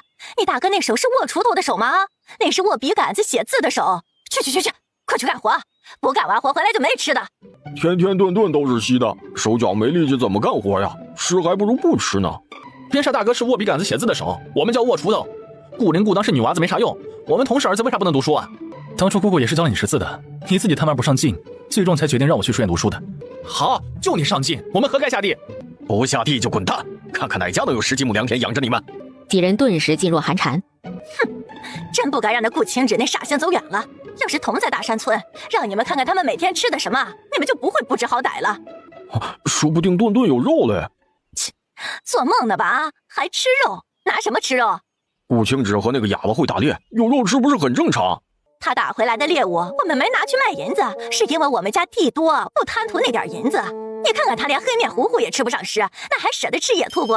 还是那6条鱼一并拿去城里卖了。你们没去过安阳城，不知道现在的安阳城有多乱。你们大哥所读书的书院，幸好在南阳郡，不然老头子我是真不放心他出去啊。啊，对，那顾青芷6人缺银子的很，怕是已经将鱼拿去安阳城卖喽。哎呦，只怕有命去，没命花嘞。听到爹娘2人一唱一和的一番话语后，原本硬气的几个儿子顿时蔫蔫的。爹，大哥，老二啊，你不想下地可以，你今年16，也到了能说亲的年纪了。赵猎户的长女又高又壮，能进深山打猎，能下地干活，我看呐是个合适你的。爹，那赵春不光壮还黑，比男人还有男人。村子里别的女人有人打趣儿，你看有人敢打趣儿他吗？娶个这样的女人回来，他要是不如他意，他还不得将她3天捶9顿呢？这赵猎户呢是外来户，在村子里无亲无故，没人帮衬，头胎生的又是女儿，村子上更加没人瞧得起了。这赵春要强也能理解。爹，你以前可不是那么说的呀！你明明说他们是外来户没根基，有事不要怕他们的。再说了，那赵春比我还大好几岁呢，已经快20了吧？老到不能再老的姑娘，说什么我都不会娶的，要娶你娶。乱说什么？滚！不娶就自己干活，快去地里干活去。又对上小儿子心疼的道：“好好干活，今天有黑面馒头吃，一整个的。”待子女不在面前，你说赵春配铁柱咋样？铁柱是顾经理原来的名字，他们2个喊习惯了。哎呀，老头子你疯了！我知道你看不上我娘家的侄女儿，但是铁柱娶了思绪，这好歹不用补贴他岳父一家。那赵猎户在村子里1亩地都没有，赵春他娘是个病秧子，打猎挣的银子全部都补贴进去了，跟个无底洞似的。谁家娶了赵春，那不就相当于娶了整个赵家？顾老爹迟疑了。赵春下面还有5个弟弟，最小的那个才8、9岁。老头子你想，8、9岁能干啥？得养到啥时候才能看得到好处啊？再说吧。赵春好歹不要聘礼，又是个能干活的，到时娶进门，银钱粮食管死，他拿什么贴补？不过看几个儿子的意思，没一个想娶的。先等等，等他们在田地里累得差不多了，再提出来恐怕就愿意了。林润润将洗干净的半篮子小野葱切断，抹上辣椒面和盐调成的酱料，放在小坛子里面腌制起来。小野葱腌制好，做好午饭。林润润喜滋滋的去河边的旁边的菜地看了一圈，惊奇的发现昨天播种的豌豆出了嫩绿嫩绿的小芽。成功了，泉水果然有效果。河对岸的远处山坡上，你们看，那个是不是林润润来着？啊，当然是她呀，只有她那么漂亮啊！别说村子里，就是在安阳城里，我也没有见过比她漂亮的。那边是荒地，可荒了，又被河水拦着，根本没人过去。哎，不过我知道顾青芷和那个哑巴经常去那儿，说是草多野兔多。看来顾青芷带着他住那儿呢，真是可怜。这么说，顾青芷也在那儿，我们快去把他叫回来干活。河宽路远，说话声一丁点传不到河对岸来。林润润正蹲着身子比对韭菜长了多高，原本熨帖舒适的心情猛然消散，回身仰头，就见河对岸远处有4个模模糊糊的身影，是李仁孝他们4人。林润润一点不慌也不乱，站起身拍了拍身上的泥土，往回走去。他一定是吃饱了，见我们才不激动。不对啊，我们大哥长得好，还是读书人，已经是秀才了，哪不比那个破了相的强。林润润干嘛想不开了要跟着顾青芷呢？我原本以为他会痛哭流涕的，然后后悔回来找大哥。看刚刚的情形，不大像。还能有啥？喂饱了呗。那林润润娇艳的跟朵花似的，娇嫩嫩的，我才不信顾青芷能忍得住。哦，吃饱？他们没有粮食，只能抓野鸡、野兔和鱼类啊。乖，吃肉能吃饱，那是多幸福的一件事啊！别讲了，娘说干完活回去有黑面馒头吃，快点干活。我不要干活了，我要去把顾青芷和那个哑巴叫回来，把这块地给种好，以前都是他们俩干的。好，你去叫他们回来，顾青一噎住。河对岸看着近，但他不会划水。哎呀，二哥，你也知道那是以前，今时不同往日喽。好想念以前呀。不急，再等等。哦，大哥，等什么？以我的估算，他们手上的银两只够10来天，10天最多半个月，他们便要回来求我们收留。所以我们先将土地种好，等他们回来的时候，看看我们也不是非他们不可。到那时候，我们将占据主导权。大哥是读书人，识字会写诗，听他的准没错。再过个10天半个月，我就有肉吃了。林润润可没工夫去管他们想什么，他正将菜盛出，端到桌子上。顾云已经将桌子打磨好，且一并做了6张椅子。远远赶着2头驴回来的4人，看到摆好的碗筷和冒着热气腾腾的饭菜，不自觉地加快了脚步。姐，你去看菜地了没有啊？怎么样？估计明天你就能吃上豌豆苗了。哇，那我吃好饭去看看。哎，别，对岸顾经理他们都在，你等晚上回来，他们都走了再去看。他们可有说难听的话？没有，隔着一条河呢。你也知道望山跑死马的道理，看着近，其实远着呢。即便喊话，我也听不到呀。他们说好的坏的，我们不去管就是了。顾青只听话的嗯了声。姐，要是情况危急，记得到屋子中躲一躲。哎呀，我知道呀，先吃饭，吃饱肚子才有力气不是？姐，早上我们割草时撞到了兔子窝，好多野兔嘞。野兔在哪儿？在鸡圈旁边石头围着的圈子里，我待会儿去收拾一条出来，晚上烤给你吃。姐，顾大哥知道今天下地割草会逮到兔子，所以昨天就让千里叔搬石块造了个养兔子的地方。果然，我们今天一下子就逮到了大大小小12只兔子，下午估计还能逮到不少。这么多吃不完，其中还有小兔子，当然要养起来了。兔子繁殖快，以后我们说不定实现兔子自由了。等我去南阳郡时，看看有没有小羊羔，有的话就买几只回来一并养着。你要去南阳郡做什么？暂时不去，等田地播种好再去。到时粮食不愁了，可以将精力腾出来建房子。你在外面做事，当心自身就行。小羊羔买不买无所谓的，反正我们有鸡有兔，肉类充足，不是非买不可。兔子皮毛给你做雪帽、风铃、袄夹、雪靴差不多足够，大氅估计不行。买些小羊羔回来，以后能给你做2套大氅。林润润张了张嘴，半晌没说出来话。原来他不是盘算着多吃肉，而是想着给他做冬天的衣裳。我还以为顾大哥是听到我说姐姐爱吃烤羊肉串呢。顾大哥，你们这边的冬天是不是非常冷啊？雪没过膝盖，不算暖和。赶紧干活吧，把田地里的活干完，赶紧建房子。入秋前要把房子盖好，不然我得把他冷死啊！让他想想，古代北方有权有势的人家靠什么供暖来着？地笼。我们的新房子要不要地笼啊？这样屋子里温暖如春，一点都不冷，甚至还能穿着单薄的衣裳，行动可自由了。林润润听到后很是心动，那得不少柴火炭吧？桌子另一边，原本埋头吃饭的顾千里、顾云听到了，手指忙指了指自己，示意。千里叔和云叔说他们可以打柴烧炭。啊，你们会制炭？大山村没有卖炭的，都是自己烧，只是好跟不好的区别。云叔烧的炭很好，即便是有那些差的，拿来烧地笼也无碍。顾千里在一旁比了个砍柴的姿势，又指了指他自己。林润润等人明白他的意思，不过现在还是春天，倒也不急。吃完午饭，4人又去下地干活。顾云在树下抱木头，继续昨天未完成的板车。姐，云叔，板车能用了没？顾云拄着拐杖站起，连连点头，示意可以用了。怎么回事啊？怎么突然要用板车了？哎呀，姐，你放心，不是我们用，是大山村的赵猎户在我们这边的深山打猎，不知道遇到了什么猛兽，受了很重的伤，全身都是血，幸而逃了出来，晕倒在了我们地里。千里叔远远的瞧见了，现在正准备用板车将他送回大山村赵家呢。云叔，你别担心，不是千里叔拉板车将他送回去，而是用驴车，还有顾大哥也跟着一起去，你放心好了。顾云点了点头，又打手势让林泉等等。他拄着拐杖进屋，很快出来，手上拿着一个破布包裹的东西，里面咣当作响，打开一看是几十文铜钱，示意林泉带去。林泉应了，抓起破布包裹的铜钱，拉上板车朝那后山方向赶去。不知道几人几时回来。晚饭林润润做的简单，一直等到天色黢黑，月朗星稀，哒哒哒的驴车声音才传来。太饿了，我感觉我能吃上1盆饭。1盆饭算什么？看我表演3口1头猪！一会儿的功夫，几人风卷残云般吃完晚饭。哎呀，终于饱了。赵猎户怎么样了？胸前、背后、手臂上被野兽爪子抓得血肉模糊，很吓人。不过好在只是皮外伤，没伤到内脏和骨头，休养一段时间应该会好的吧。最幸运的是没伤到腿，不然这深山林木多，想跑出来真不容易。听到能好，顾云大大的松了口气。那天路上追来的女子就是赵烈户的大女儿。林润润惊讶的深深吸气，抬眼朝着蔫蔫的顾千里看去。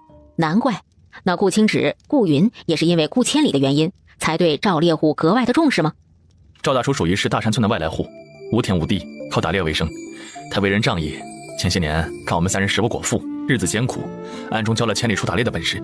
千里说教了我，所以我们才能猎到猎物。他家情况如何？可有银子抓药？常年进深山打猎的人是受伤是常事，赵大叔家有他自己采摘的草药，止血生肌效果很好。姐，我给他喝了泉水，又用葫芦装了满满一葫芦的泉水留给他。林润润轻轻嗯了声，现在能做的都做了，剩下的就是听天命了。姐，你猜我们今天一共播种了多少亩地啊？多少亩？足足有13亩呢，这还是下午耽误的情况呀。如果不耽误的话，明天最少估计15亩。顾云在一旁听得惊喜不已，双眼里满是不可置信。棒！耕地加播种一次搞定，今天播种的花生，明天也是，2天加起来靠近30亩地，花生足够了。接着是豌豆、绿豆、黄豆、玉米儿，这红豆要到5、6月份种，晚点没事儿。然后土豆和山芋是最好时间的。对了，甜菜是不是也是这个季节播种？能种植的土地划分5块出来，其中1份拿出来种植甜菜，剩下的能种其他农作物就种，能种多少山芋土豆就种多少山芋土豆吧。最后根据今日耕种的亩数，重新分配了一下任务。林安、林泉带着2头驴，从明天开始专播种甜菜。顾清止和顾千里2人负责黄豆、玉米、绿豆等播种，以及后面山芋土豆的种植。第2日，4人吃完早饭，又是早早的出发下地。收完菜的林润润对着新鲜的蒜头、嫩姜，寻思着是不是可以做个糖醋蒜泡姜啥的。正想得欢快，就听到外面顾云啊啊的示意声。林润润探头走了出来，茅草屋外的平地上，拘谨地站着一位又高又壮，还有些微黑的姑娘。林润润愣住，这不就是那天追驴车的姑娘吗？云叔，你快示意千里叔回来。顾云也方才反应过来，连忙吹了几声铁哨。恩人，这是我全家的一点心意，还请恩人不嫌弃。林润润从来没有被人这么郑重的谢过，当下不知道该如何回应。要不是你们，我爹可能就回不来了。这是一些鸭蛋和鹅蛋，自家养的，不值什么银钱，还请恩人收下。不用，赵大叔受伤需要补充营养，还是留给他吃哈。赵春见林润润是真不愿收，也不多话，直接将2篓子鸭蛋和鹅蛋小心的、轻轻的放在地面上，又拿下身后的厚重背篓，说道：“这是我家自己削制的一些皮毛，给恩人做2件过冬的衣裳。春儿在此谢过各位对家父的救命之恩。”说完，在地上重重给林润润磕了个头后，不待林润润伸手去扶，也不再等顾千里，一转身，脚步矫健的跑了。林润润何时见过这种阵仗，慌了手脚，准备拿上东西追过去送回，一拎之下发现重得很，远远瞧见顾千里和顾清止往回来的身影，他歇了自己去送回的心思，算了，干脆等2人回来再商议怎么办。顾清止是和顾千里一起回来的，到了屋前，顾千里没见到人，眼里的失望掩藏不住，林润润简短的解释了一番。是让千里叔还回去吗？顾千里摇了摇手，又示意2人收下。他们既然送过来了，退是退不回去了。那现在怎么办？赵大叔家无田无地，人口却多，如今他却受伤了，无法打猎卖银子换粮食，我们送粮食去可好？送多少？送大米还是白面？你觉得山芋和土豆如何？林润润没想到送的是粗粮，当即愣了一下，送山芋和土豆去会不会太寒酸了？我们缺人手，而赵家人多却无田地，送山芋和土豆，告诉他可以来我们这儿负责这2东西的栽种以及收获，1亩地的收成分他们2成，多种多得。2成？会不会有点少？他们和佃农不同，佃农从耕田开始以及农具都是他们自己的，而赵家人过来，地是我们的驴耕好的，农具也是由我们提供的，1亩山芋2成有600-700斤，土豆差点要400斤，他们种个几十亩，哪怕只分2成，也足够一家8口几年的口粮了。一旁认真听着的顾千里一脸认可，主子出地又出驴，春儿他们能得2成已经很好了。林润润乖巧的点头。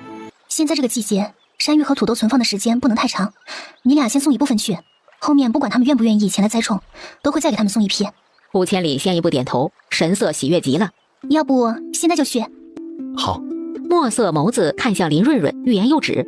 什么事？你想不想一起去啊？林润润想问他去不去有什么区别吗？他非但不能帮忙扛粮食，说不定走路走着走着还得他搭把手扶着呢。千里叔今年已经28了，赵春20了吧？如今我们有田地，若是赵春嫁了进来，千里叔必定不会让他冻着饿着。只是我一个大男人，有些话不太好讲，还得你。一旁的顾千里惊呆住，半晌没反应。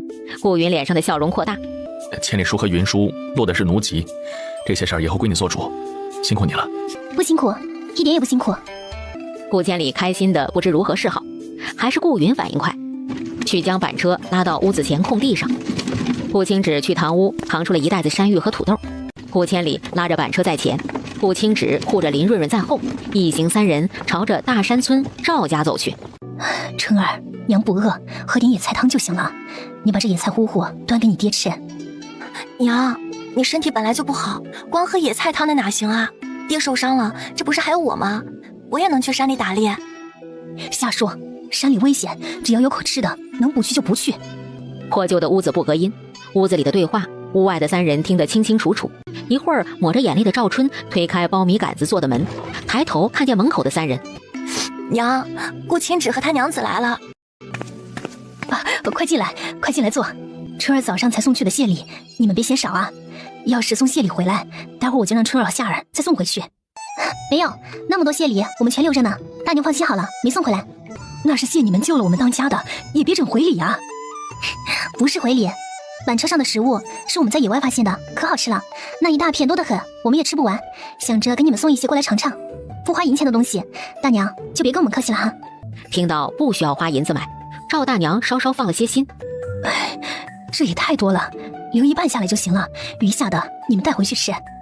大娘真不用。春儿，你先一样拿几个去蒸或者煮了吃。哦对了，筐子里还有大米和白面，你熬个菜粥或者下碗面疙瘩给赵大叔吃，可养人了。哎呦，不行不行，大米白面老金贵了，哪是我们这样的人家吃得起的呀？顾家媳妇，你快带回去，这可真不能要啊！大娘别推啊，大米白面可不是回礼，是用来说正事的呢。说完，目光落在赵春和顾千里身上。赵春听明白了，羞得脸色通红，丢下他去做饭后，忙钻进厨房去了。顾千里急忙从板车上搬下山芋和土豆，跟了进去。赵大娘瞧见了，却没有制止，眉眼间的皱纹笑得越发明显。这孩子越发不像话了。林润润心里顿时有底了，这婚事10有8九要成了。瞧我，快进屋坐，哪有在屋外一直站着说话的道理啊？冬儿，快洗了手，去倒2杯水来。哎，好。顾清芷只站在院子里，赵大娘也知道林润润来是谈论什么事儿，大男人进屋谈论这些确实不像，所以也就任由他在屋外。都怪我这身子不争气，春儿他爹好不容易打猎挣的点银子，竟给我抓药了。春儿脱身到我肚子里，真是苦了他了。自小跟着他爹进山打猎，又苦又累的，还危险。他又是个要强心善的，不肯抛下我们这一大家子拖累，以至于20岁了还没个人上门说亲。我和他爹心里这个急呀，我们也不要聘礼，只求有个人好好对待春儿就行了。大娘可能不知道，我们将河对岸那一片的荒地全部买下了，现在我们正在耕地播种呢。春儿嫁了过千里，不说大米白面，顿顿饱饭不成问题。那得不少银子吧？不过也好，有了地种包裹是不成问题的。没有地没有吃食，我和清芷也不敢上门来呀，那不是白白耽误了春儿吗？哦对了，我们这次上门来还有另一件事。林润润将种山芋和土豆的事儿和赵大娘简单明了地说了一遍。在听到产量的时候，赵大娘张大了嘴巴，她的老天爷，还有产量这么大的食物，那是不是很难吃？就在这时，赵春端着蒸好的山芋和土豆弯腰进来了。赵春从粗陶盆中拿出一个拳头大小的土豆，赵大娘伸手接过，张嘴一咬，烫得连连哈气，但入口的细腻绵软滋味却是无论如何也舍不得吐掉，太好吃了。她又伸手接过闺女递过来的另一样叫山芋的东西，直到最后一口山芋咽下肚子里后，你们意外发现的食物就是这个，和嫩包谷一样好吃。哦不，甚至比嫩包谷还好吃呢。顾千里是奴籍，大娘知道不？知道，之前柳荷花逢人就嚷嚷，哪能不知道啊？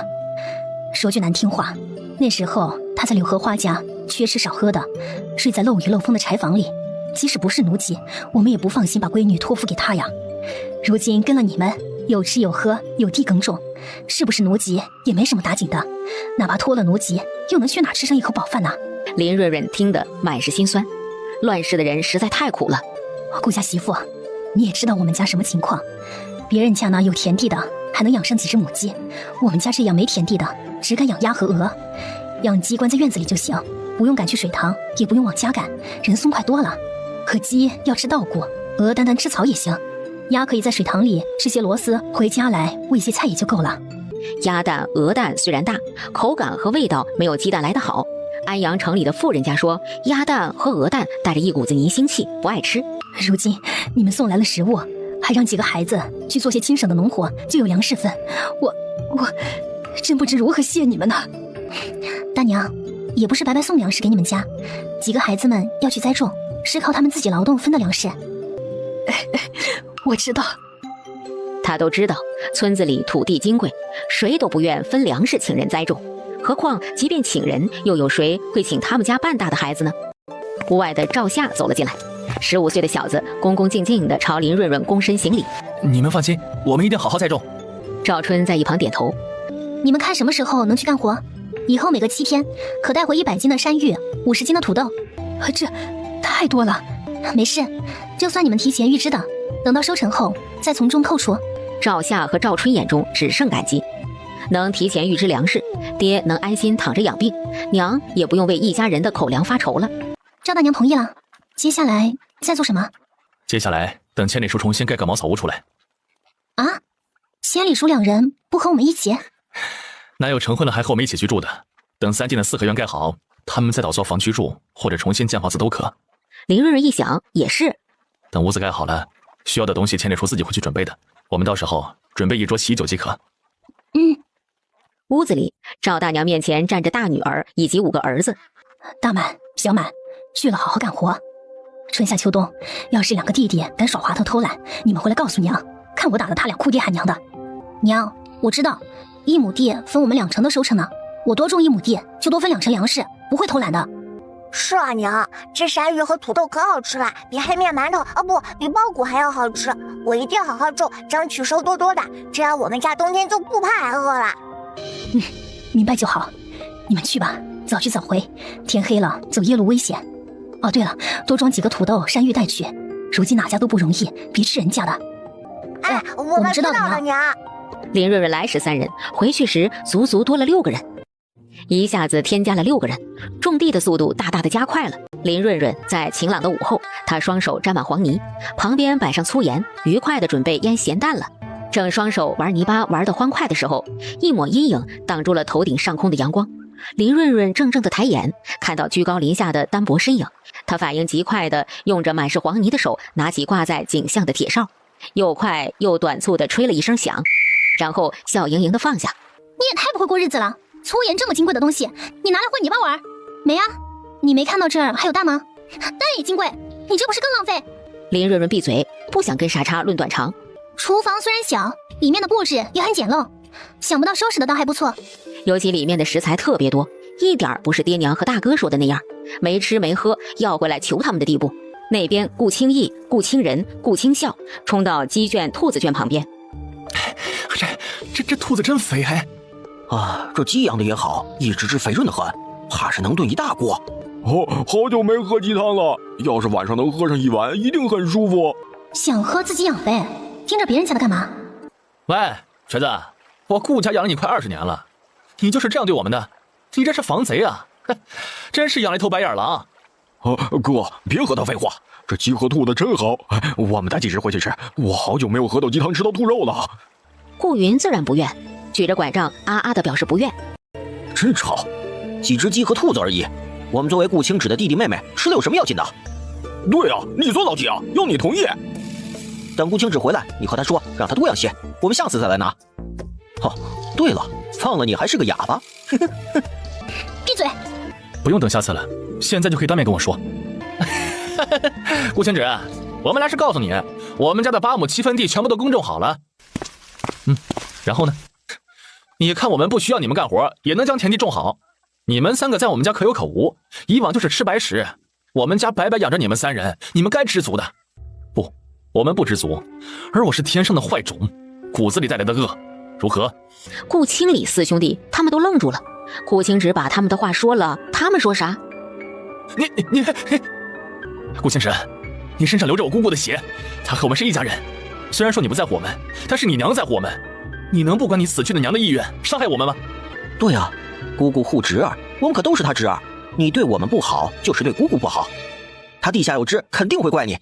我们4个侄儿身上流着和她相同的血，她最重视我们了。你敢对你娘不敬？这都是一家人，分什么你我呀？这鸡就当是孝敬你娘的哥哥嫂子，想必姑姑地下有知，也会夸赞你懂事的。我要吃兔子，这兔子肥烤起来应当特好吃。还是姑姑好啊，生前给他们买吃的买穿的，死前留下个顾清直给他们干活，现在还能提供吃食。下一秒，他的脸不知道怎么就接触到顾清直的拳头。顾清直，你怎么能打人呢？我们可是你弟弟，你打了我们怎么跟你娘交代？疼啊！我的鼻子好疼啊！我的牙没了，我怎么吃东西啊？我的腿啊！姐，我们别靠近。我看出来了，只要不惹顾清直，他不会打我们的。可那是我们亲哥哥呀！现在不帮他们，等以后我们在婆家被人欺负了，他们不给我们撑腰怎么办？撑腰？我是看出来了，这4个亲哥啊，别逮着我们欺负就算好的了。还有爹娘，不逮着我们偷偷运东西回娘家，我们在婆家的日子就不至于过多难过。哥哥真没用，4个打顾清直，1个都打不过。何止打不过，那是毫无还手之力。怪不得顾清直几天翻种好的地，他们4个人足足干了10多天。要是顾清直才是我们的亲哥哥就好了。你们2个将这4个不重要的人扶回去，别脏了我的地。顾灵、顾当不敢迟疑，脚步极快的上前。疼呀！你个死丫头，你不会轻点啊？当心我回去告诉娘，看他不揍死你！来扶我！咚的一声扔下顾清义，转身去扶顾清理。哎呦，哎呀，你们疼死我了！你个小丫头片子，看我好了揍不揍你的！快滚，要好到外面去嚎！是。顾清义被踹了一脚，反而不敢嚎了，挣扎着爬了起来，一瘸一拐的相互搀扶着往外走去，一直走到河岸外面。我们错了，那个顾清直根本不在乎姑姑，我们拿姑姑压他没用。何止姑姑没用，你以为其他的有用啊？我是看出来了啊，这顾清直心眼小又记仇，以前不是他大度不跟我们计较，而是憋在心里等着我们呢。你看今天他不指望我们家了，下手毫不留情。我想吃肥肥的母鸡，还想吃烤猪肉，还想着吃鸡？你看不清那顾清直是什么样的人吗？啊，那就是个煞星，不讲情面的煞星。哼，还是2个妹妹好，不用挨打的，我们就没这么好运了。顾清直看我们是姑娘家才没下手，你要是眼馋，你也当个姑娘家。别挨打的时候觉得身为女孩子好，分吃食少的时候又知道还是当儿子好。好了，还嫌闹得不够吵，丢的人不够多。哼，大哥，你怎么不说话了？你快拿个主意啊！总不能我们兄弟4人白白被打了吧？对呀，我们不能白挨打呀，一定要讨回来，不能让顾清直过上好日子。那些食物也是我们的，还有那些地，慌是慌了些，但凭什么是他顾清直的？当然不能白挨打。我们这一趟来也不是一无所获，除了收获一身伤，掉落几颗牙齿外，还收获了什么？那些鸡鸭兔子的，可是一只都没带出来呀！大哥这是被揍糊涂了吗？你们说的对，那些荒地虽然荒了一些，但是拿来种包谷还是可以的。再说他荒在那没事儿，但是顾清直想种就不行，不是他的，他凭什么种？大哥，你的意思是我们找官府告他一状？不急，告官也只是便宜的官府而已。我们再等段时日，一来等我们的伤养好了，到时候亲自领着村子里的人前去；二来也是最主要的，等顾清直几人把地耕好、播种好，甚至再多平整平整土地，哼，到时候他们播种，我们坐收渔翁之利。大哥，你什么意思啊？老三，就是等顾清直他们把地全部种好，我们带着村子里的人去闹，不是他的地，他凭什么种？然后仗着人多撵走他们，到时候地上的收成不就成我们的了吗？哦，那村民为啥跟我们一起啊？你不知道拿着地里的收成吊着他们呢？许诺到时候分一部分给他们。干嘛要分村民？我们一家得了不好吗？你傻呀你！你看我们4个被顾清直揍成什么样子了啊？你自己什么样子心里没点逼数啊？你觉得靠我们几个能打得过顾清直？不多带点人去，你凭啥撵走顾清直啊？到时候谁撵谁还不一定呢。顾清人终于没话了，一行人一瘸一拐地走在田间小道上。你吓到没有啊？林瑞瑞摇了摇头，他们都在，没啥可怕的。你放心，我只做坏人，不是随便动手的。林润润看着眼前刚才还一脸凶狠揍人、行云流水顺畅的男人，转头凄凄爱爱，话都不会说，扑哧一声忍不住笑出声。他们拿我娘压我，并不是我不顾及我娘，而是因为我心里清楚，他们只是想借此占便宜。还有，就算我娘活着，要求我补贴他们，我也不会同意，更别说他们的言语。你做得很对，那些人欠揍，他们挨了打，会不会报复回来？会，他们肯定会想着报复回来的。林润润轻轻地啊了声，脸上的担心毫不掩饰。我准备明日出去一趟。去哪儿？顾清理会想着报复回来，但是他们几人打不过我，我猜测他会煽动大山村的村民一同前来，应该是许诺他们一些好处的。不过刚才下手不轻，虽然收了力，没打着骨头，但是至少10天半个月之内行走不畅，尤其是接下来的7天会最严重。加上号召村民们，我估摸着他们最快的10日后了，这10天内是安全的，10天后就不一定了。大山村正值壮年的汉子大概70、80人左右，扣除一些不会参与进来的，保守估计还有50、60人。到时候他们若是一同前来，不讲理的话，我们人数太少，相差过大，恐生不虞。你想出去挑人回来？旁边的林安、林泉听到后凑了上来，他俩跑得比顾清芷慢。等他们到时，顾清芷早已经将人打跑。顾大哥，我想跟你一起去。我也想去。不可，我这次去不单单是挑人，还要倒腾一批货物挣银钱，有危险，你们俩不能去。既然是买卖货物挣银子，带上我不是更好吗？我也想挣银子。我不是普通的卖货物，而是私盐，抓到的话是砍头的重罪。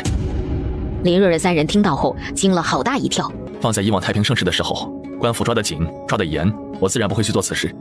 只是现如今世道乱，若不趁此时机冒险搏一搏，后面的日子只怕一直处在艰难之中。我已经去过多次，你们不用担心，安心在家等我回来即可。既然是危险的倒卖私盐，我跟着去更加合适。我收进空间里，即使衙役来抓也不怕。我也能收，我力气大，胆子也大，身手灵活，跑得快，带我去吧。顾清芷没想到，非但没有打消2人的念头，2人反而争抢着要去。他无可奈何地看向林润润，你看他俩谁去合适，你挑个带上，前提是能帮上你忙，不会拖累你。上次去安阳城是林泉去的，这次去南阳郡，公平起见，还是让林安和我去吧。林安顿时兴奋的就差蹦起来。林泉倒也没有多失望，因为顾清理等人今日前来巡视，他姐在哪儿，他们3人至少有1人必须留在哪儿。林润润腌好咸鸭蛋后，1秒钟不敢耽误的开始和面、揉面、擀面。他要先做出2人好几天的食物出来。姐，有我能帮的忙不？锅里的水煮蛋有10分钟了，你捞出来放水桶里，用凉水泡一会儿，包好壳再收进空间里。然后案板上收拾好的鸡，将肉剔除干净，鸡架子扔锅里。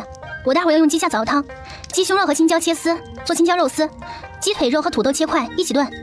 鸡翅、鸡爪不用管，全部收进空间。等哪天有空了，我一锅卤出来，或者做虎皮鸡爪、香辣鸡翅煎。好。他和哥哥2个虽然不会烧菜，但是打下手还是可以的。夜幕低垂时分，一切准备就绪。明天我来多多蒸和烤些土豆和山芋，你们若是带人或者不方便吃好东西的时候，可以吃这2样填饱肚子。等我回来以后做个饼炉，那个既能用来烤饼，想必也能拿出来烤山芋和土豆。以后出远门时我也可做吃食，只要吃饱就行，你别太劳累了。顾大哥，你这样心疼我姐，将我们做弟弟的置于何地啊？姐，以后我来和面，你只负责炒菜就行了。要不是他做菜太难吃，他连炒菜也一并包揽了。林润润失笑，出门顶着危险挣银子的是他们，他做后勤保障，他们反而心疼上了，是不是弄反了呀？这是卷上了。和赵家兄妹说一下，让他们的爹娘时刻注意顾清理他们的举动，以及大山村村民的动向。我们尽量在10日内带人回来，如果10日内我们违规，而大山村村民前来闹事，你们别硬碰，带着你姐姐先找个地方避避风头，知道吗？林安原本雀跃的心情也沉重起来，他无法想象，在这没有王法的乱世，要是有人来闹事，他不在姐姐弟弟身边，他2人该咋办？林润润一直知道手机有用，但从未如此的认为它有用。现在要是有手机就好了。你们出门的日子，我每天早中晚写个字条，放在空间堂屋桌子上，你俩看到了就知道我们这边一切安好。同样，你们也可以写个放在桌子上，我们这边也能知道你们那边的状况。要是没时间没地方写，每次拿走字条也行。这个方法怎么样？可行吗？姐，这还用问啊？当然行了。果然是年长几岁，饭不是白吃的。闭嘴，夸人都不会。千里叔，你这几日抽空在我们屋另一侧河岸旁先开垦一些菜地出来，撒上菜种和种上菜苗。顾千里听后连连点头。云叔，千里叔屋子的木板若是做好了，你再多做一些木板，等那些人回来，能用茅草屋盖房子就用茅草，能用木板就用木板，这样快一些。顾云听到后同样连连点头。我不在的这段日子，首先要保护好夫人，注意你们自身安全，其他财务损失的话就损失了，知道吗？顾千里、顾云面色严肃，重重的点头。一切安排妥当，6人早早入睡。凌晨4、5点的时候，天地间还泛着朦胧白雾。2人临行前又检查了一遍，驾着驴车朝南阳郡驶去。顾清止食指、中指扣起，敲出3长2短的暗号。门从里面打开一条缝，开门的人看清脸孔后放人进入。快进去吧，孙掌柜正在等你们来呢。顾清止点了点头，转身的瞬间瞥见门房笼罩在阴影中的脸，他双眼向下，看向地砖上未清洗干净的血迹，看着步入正屋的顾清止2人，门房嘴角咧出一抹阴险的笑。哎呀，小老弟呀，你可来了！孙掌柜，我这次来想做笔大的，不知道孙掌柜有货吗？嘿，好啊，你终于想通了，这样才对吧？要我说，10几两、几十两挣有啥用啊？要挣就挣大的，跟老哥学啊！是，孙掌柜说的对。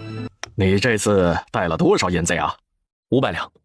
李安诧异的抬头看向顾清止，明明买了地之后，他总共银两只剩100两啊。我记得你在我这儿一共也就挣了100多两吧？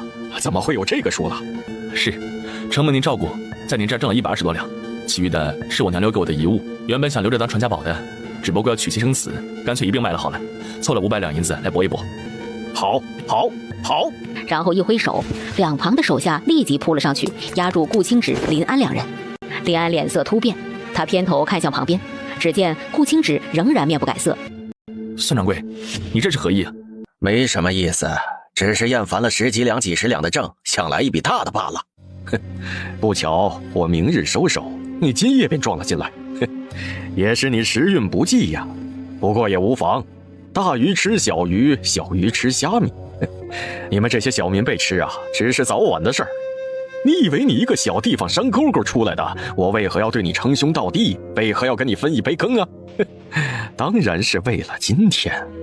几年前的我就在为今天铺路了，你们不过是我手上的一颗棋子，为我卖命罢了。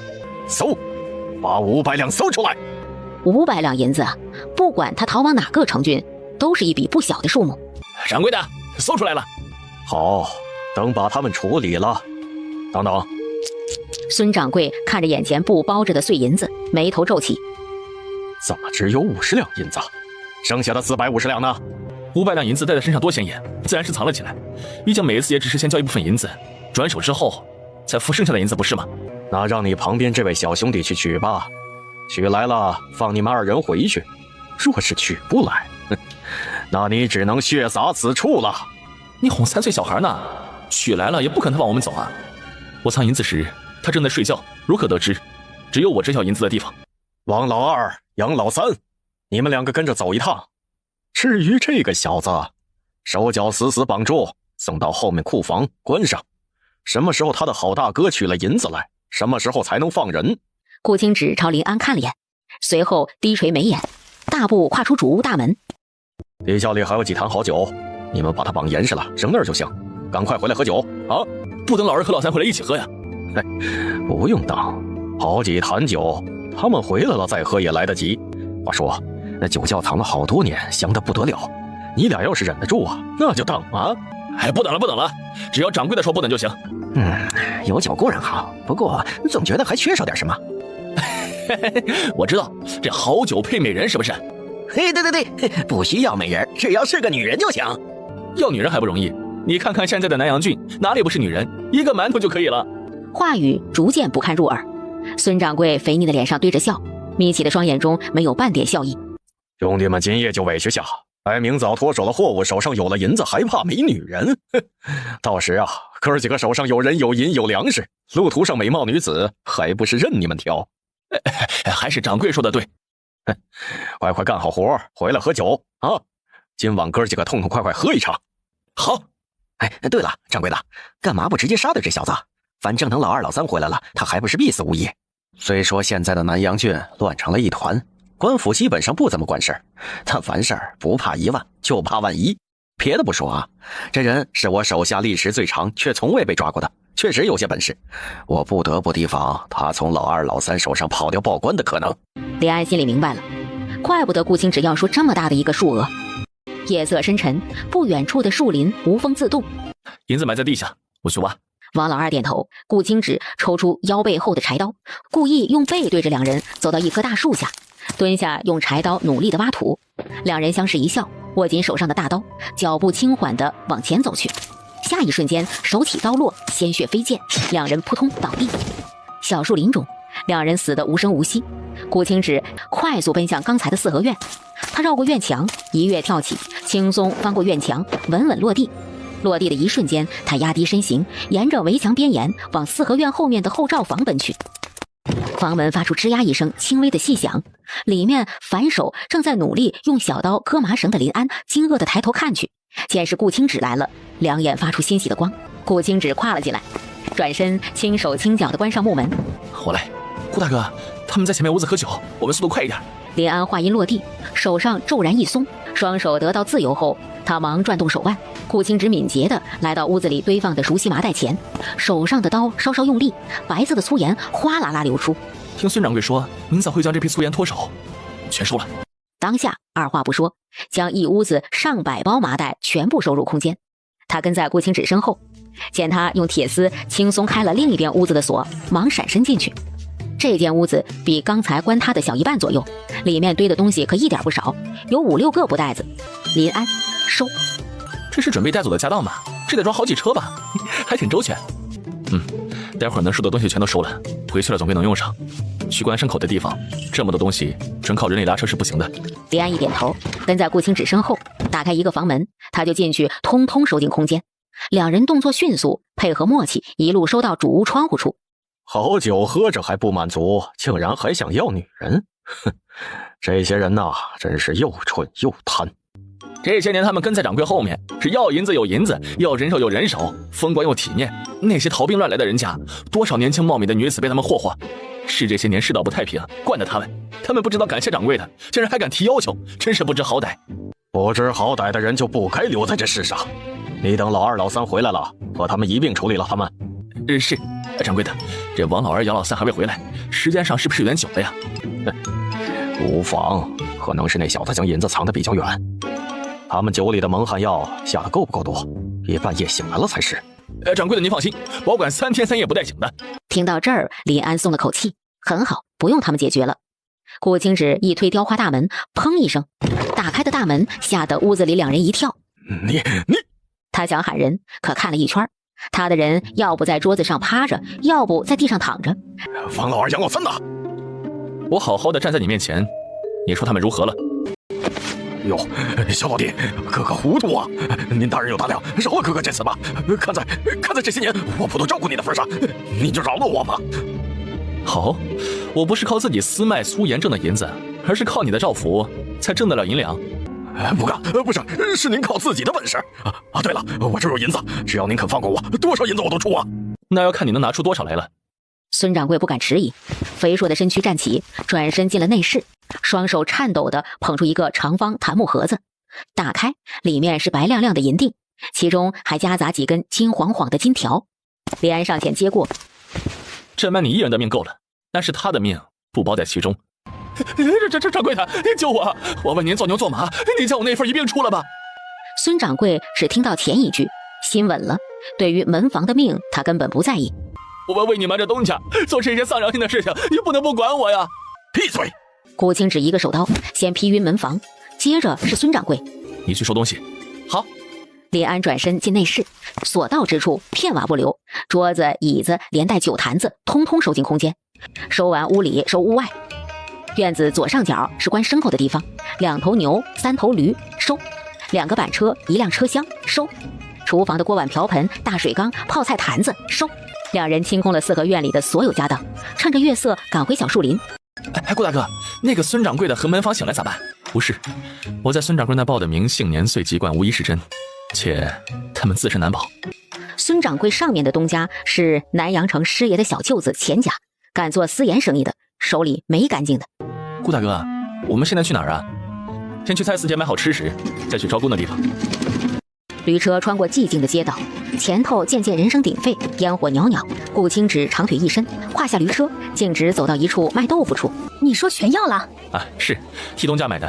东家的屋子今天上梁，我们早早买了送回去，不能耽误了今日的上梁酒。一听是办上梁酒，大娘立马明白了。哎，好，我这就准备。是放驴车里面吧？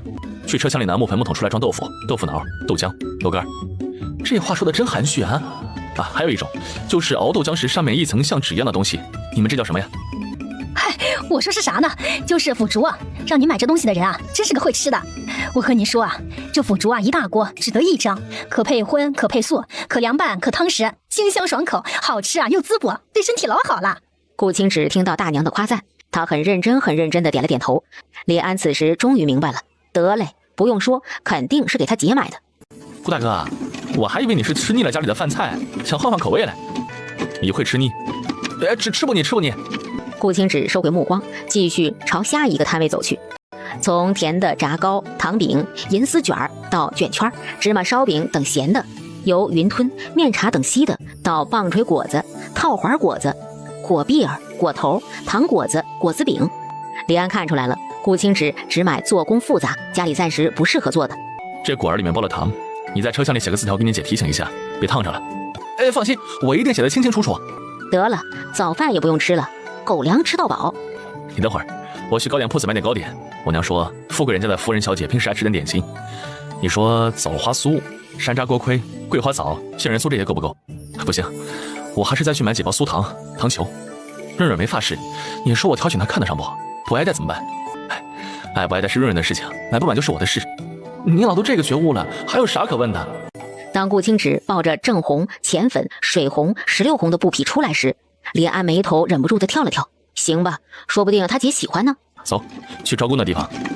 此时，远在上百里之外的茅草屋里，他们这是到的第一天吧？不是应该先去倒卖私盐吗？怎么还有空置办家当？啊，姐，你看，还有2头牛、3头驴。这真的是买的？啊，先不猜了，我去看看堂屋桌子上有没有他们留给我们的消息。只见桌子上真有张纸条，他喜滋滋地打开一看。姐，顾大哥让你吃汤米的时候记得吹冷，别烫到了。还有点心，你每样尝一点，喜欢哪样写下来，他再去多买些带回来。不爱吃的全给林泉吃。啊，谢谢，不用吃了，我已经饱了。南阳郡内招工的地方人声鼎沸。刘员外家盖马圈15门前一天，要去的跟我走。一个17、18岁模样的破衣少年大步往前走去。徐天，你不知道，这刘员外家的事可不是好差事，千万别去。是因为给的工钱少吗？哎呀，岂止啊！15文虽然少，但是也够买3斤黑面，够一家老小的吃了。你看做工的这么多人，总有愿意去的。是那刘员外他有那种癖好，不单单是，总之走着进去，抬着从刘府出来，浑身青紫没一块好地儿。我们这种靠体力吃饭的人，家里还有劳乔等着，不能有事儿啊。已经到时辰了啊！要是没人还来招工，不去的话，连15文也挣不到。徐天咬了咬牙，脚步迟迟未跨出去。自己饿肚子不打紧，想想家中的老小，不吃东西那可是命都没了。哎，你也是没法，爹娘没了，底下弟弟妹妹又小，尤其是现在各处乱得很。若不让徐亮、徐明看着，稍不注意，小花小草就能让人抓了给卖窑子里去。不然的话，徐亮、徐明也能出来帮工挣些吃食。刘管事双眼看向眉目硬朗的徐天。20文，要去的赶紧跟上，错过这个村就没这个店了啊！这个少年要是带回去，老爷一定会夸赞他办事得力。见少年长腿跨出，下一瞬间被一个13、14岁的半大小子拉住手臂。徐天抬眼看向拉住他手臂的人，不知为何跟他走到墙角处。李安递上一个蒸熟的土豆和山芋，示意他吃。徐天愣愣地伸手接过。他其实不担心这没见过的食物有毒或者不好吃，事实上他已经很久没有吃过一顿饱饭了。这是你的份儿，你愿不愿意和你弟弟妹妹吃这些食物饱肚子？啊，能吃饱吗？可以，1天3顿，顿顿都能吃饱。徐天干燥的嘴唇震惊地张开，1天3顿，顿顿能吃饱？啊，需要我做什么？种地，我们需要人种地，你们跟我们一起回去种刚才你吃的食物。不过先说清楚啊，是要钱卖身契的，还得是死契。顾大哥说，只有死契才好管，才会在外人闹事的时候愿意拼命。徐天缓缓看向兴高采烈的林安，不可置信，只需要种地？我还有4个弟弟妹妹，他们也能种地，只要能吃饱就行，可以吗？可以。啊，那走吧。你先去接你弟弟妹妹，在南阳郡北门外城墙处等我们我们还需要多挑些人手回去。说完，又猛然想起，跳上驴车车厢，拿出10来个山芋、土豆，一股脑的递给徐天。你带回去给他们吃，不用节省，吃饱了才有力气赶路啊。好，小花、小草他们终于能吃上一顿饱饭了。林安和顾清芷在徐天走之后，继续寻找合适的人选。午时前，又挑到4家合适的，加上徐天5口人，5户人家共计38人。与此同时，孙掌柜的4合院中，你们2人还不愿意说实话吗？哎呀，东家，我说的句句属实啊，天地可见呐。哦，是吗？钱英朝两旁的手下使了个眼色，手下得到指令，上前又是重重一拳。哎呀，东家呀，真的是狼头上头沟洪家村的洪家小子把货物全部转走了，老奴句句属实啊。东家，派人去找失业的人回来了，说狼城上根本就没有上头沟这个地方，洪家村倒是有，但是也没有孙掌柜说的这个人名啊。可能是他给我报的假户籍、假名号。东家，你要相信我呀，我真的没有动这批货呀。一向只有我吃别人的份儿，在这南阳郡还未有人敢毫发无伤吞了我的货物。你们想用一个查不到的真实姓名，不知道是否存在的人来替自己洗脱，是不是太不将我放在眼里了？他旁边的手下立即下死劲儿踹了门房一脚。吃里扒外的东西，上千斤的货物，一大一小2个小人能全搬走了。他们搬货物说得通，怎么厨房、屋子、庭院、牲口圈里所有的东西一夜之间全部搬空了？打量我们都是傻子是吧？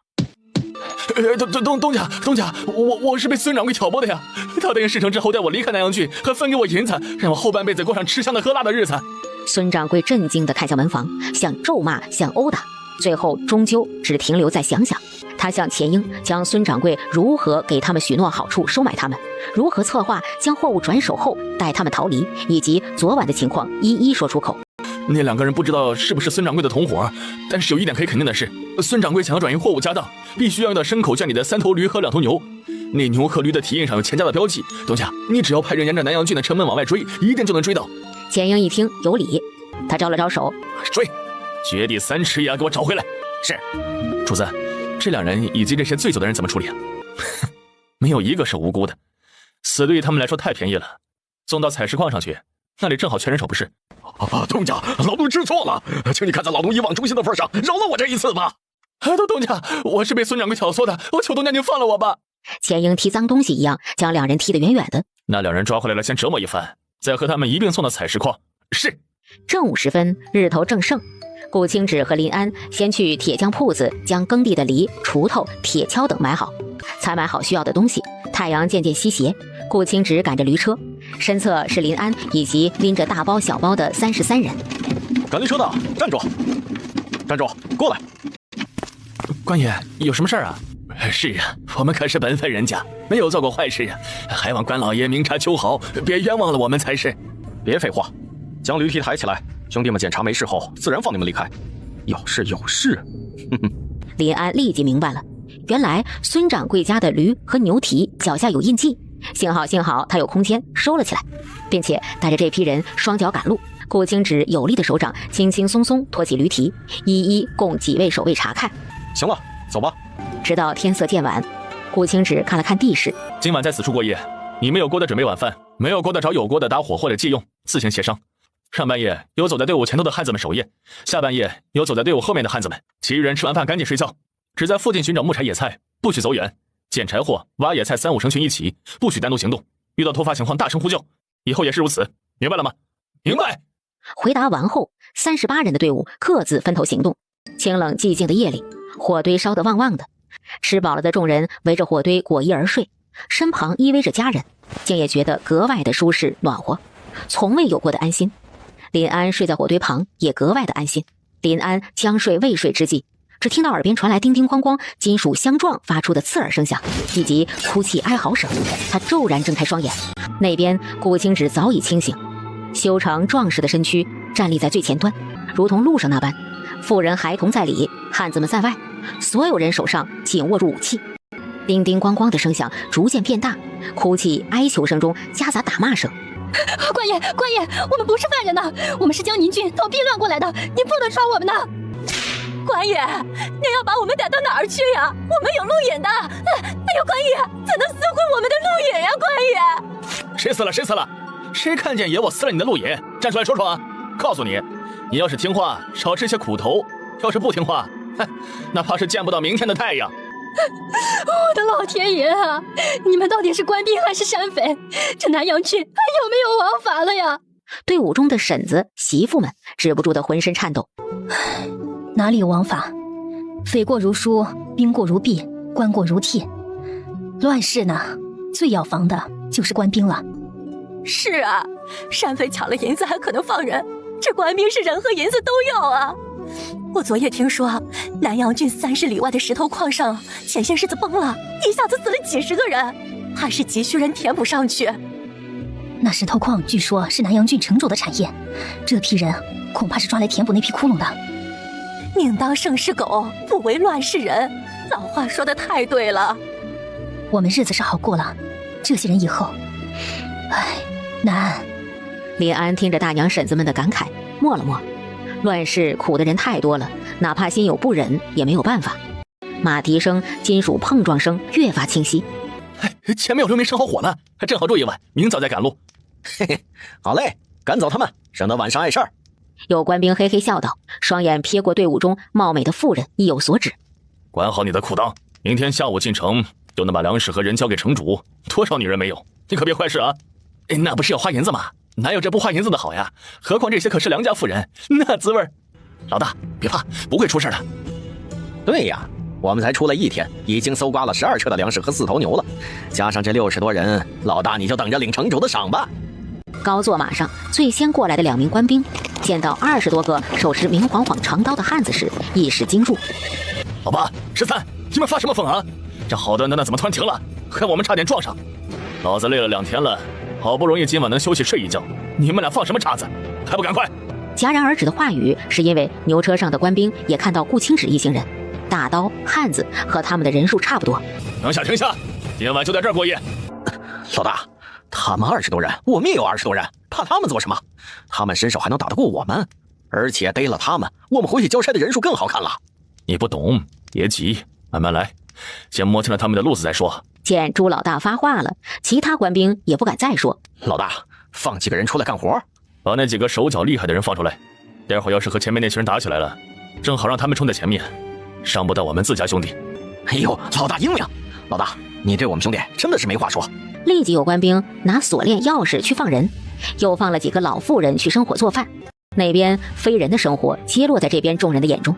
徐明义愤填膺，徐天连忙拉住自家的弟弟：“哥，你放心，我是生气，但是我不冲动。徐天、徐明、冯大柱、冯大木，你们4人带上麻绳和刀，去前面的路上拉麻绳埋伏好。待会儿对方若是前来挑事，一旦动起手来，绝对不能放到任何一个官兵活口。”4人面上一喜，正值血气方刚的年纪，非但不害怕，握住刀把的手反而跃跃欲试。趁着夜色压低身形过去，拉好斑马绳，你们只需不放人逃走就行，其余的不用管，明白吗？明白。 4人连忙去林安那里领取粗麻绳。林安，你带12岁以下的孩子藏在车厢里，若是我们不敌，你驾驴车带他们走。林安嘴巴张了张，最后还是答了个好。顾清止又对其他人下达命令，一旦对方动手，坚决不可心软手软。老大，我刚才仔细查看过了，他们那群人瘦得厉害，一看就是经常吃不饱的，别说打架，怕是拿刀都拿不稳。吃都吃不饱，更别说吃盐了。不吃盐，人没力气。老大，我觉得我们不费吹灰之力就能将他们拿下。也就最前面那个壮硕的汉子看着害人，但是他一个人哪能打得过我们20多人呢？不，赢了，这石头矿上又能多几10人。而且老大，你看他们还有2头驴，这可是值钱的家伙呀。要不趁他们睡觉的时候动手。哎呦，老大，你想啊，他们要是一直等着我们先睡呢，我们人多兵器多，身手又好，何不打他们一个措手不及呢？等吃过饭动手。嘿，老大英明，我现在去和放出来的几个身手厉害的汉子说，待会儿让他们拿木棍冲在前面，给他们许诺好处，就说事成之后放了他们。至于到时不放，他们又有什么办法？懂。身后打水回来路过的大娘脚步放缓，随后加快脚步往前面走去。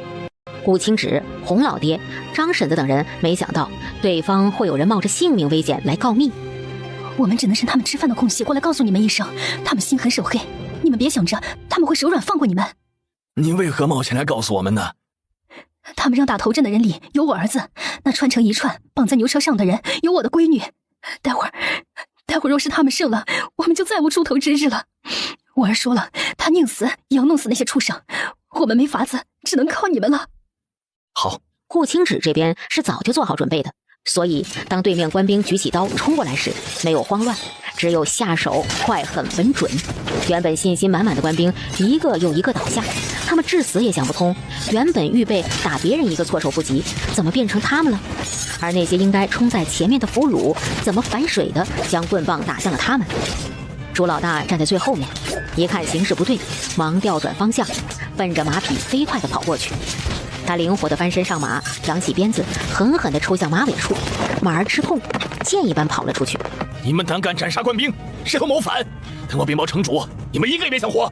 话音刚落，马匹嘶鸣，轰的一声朝前栽倒，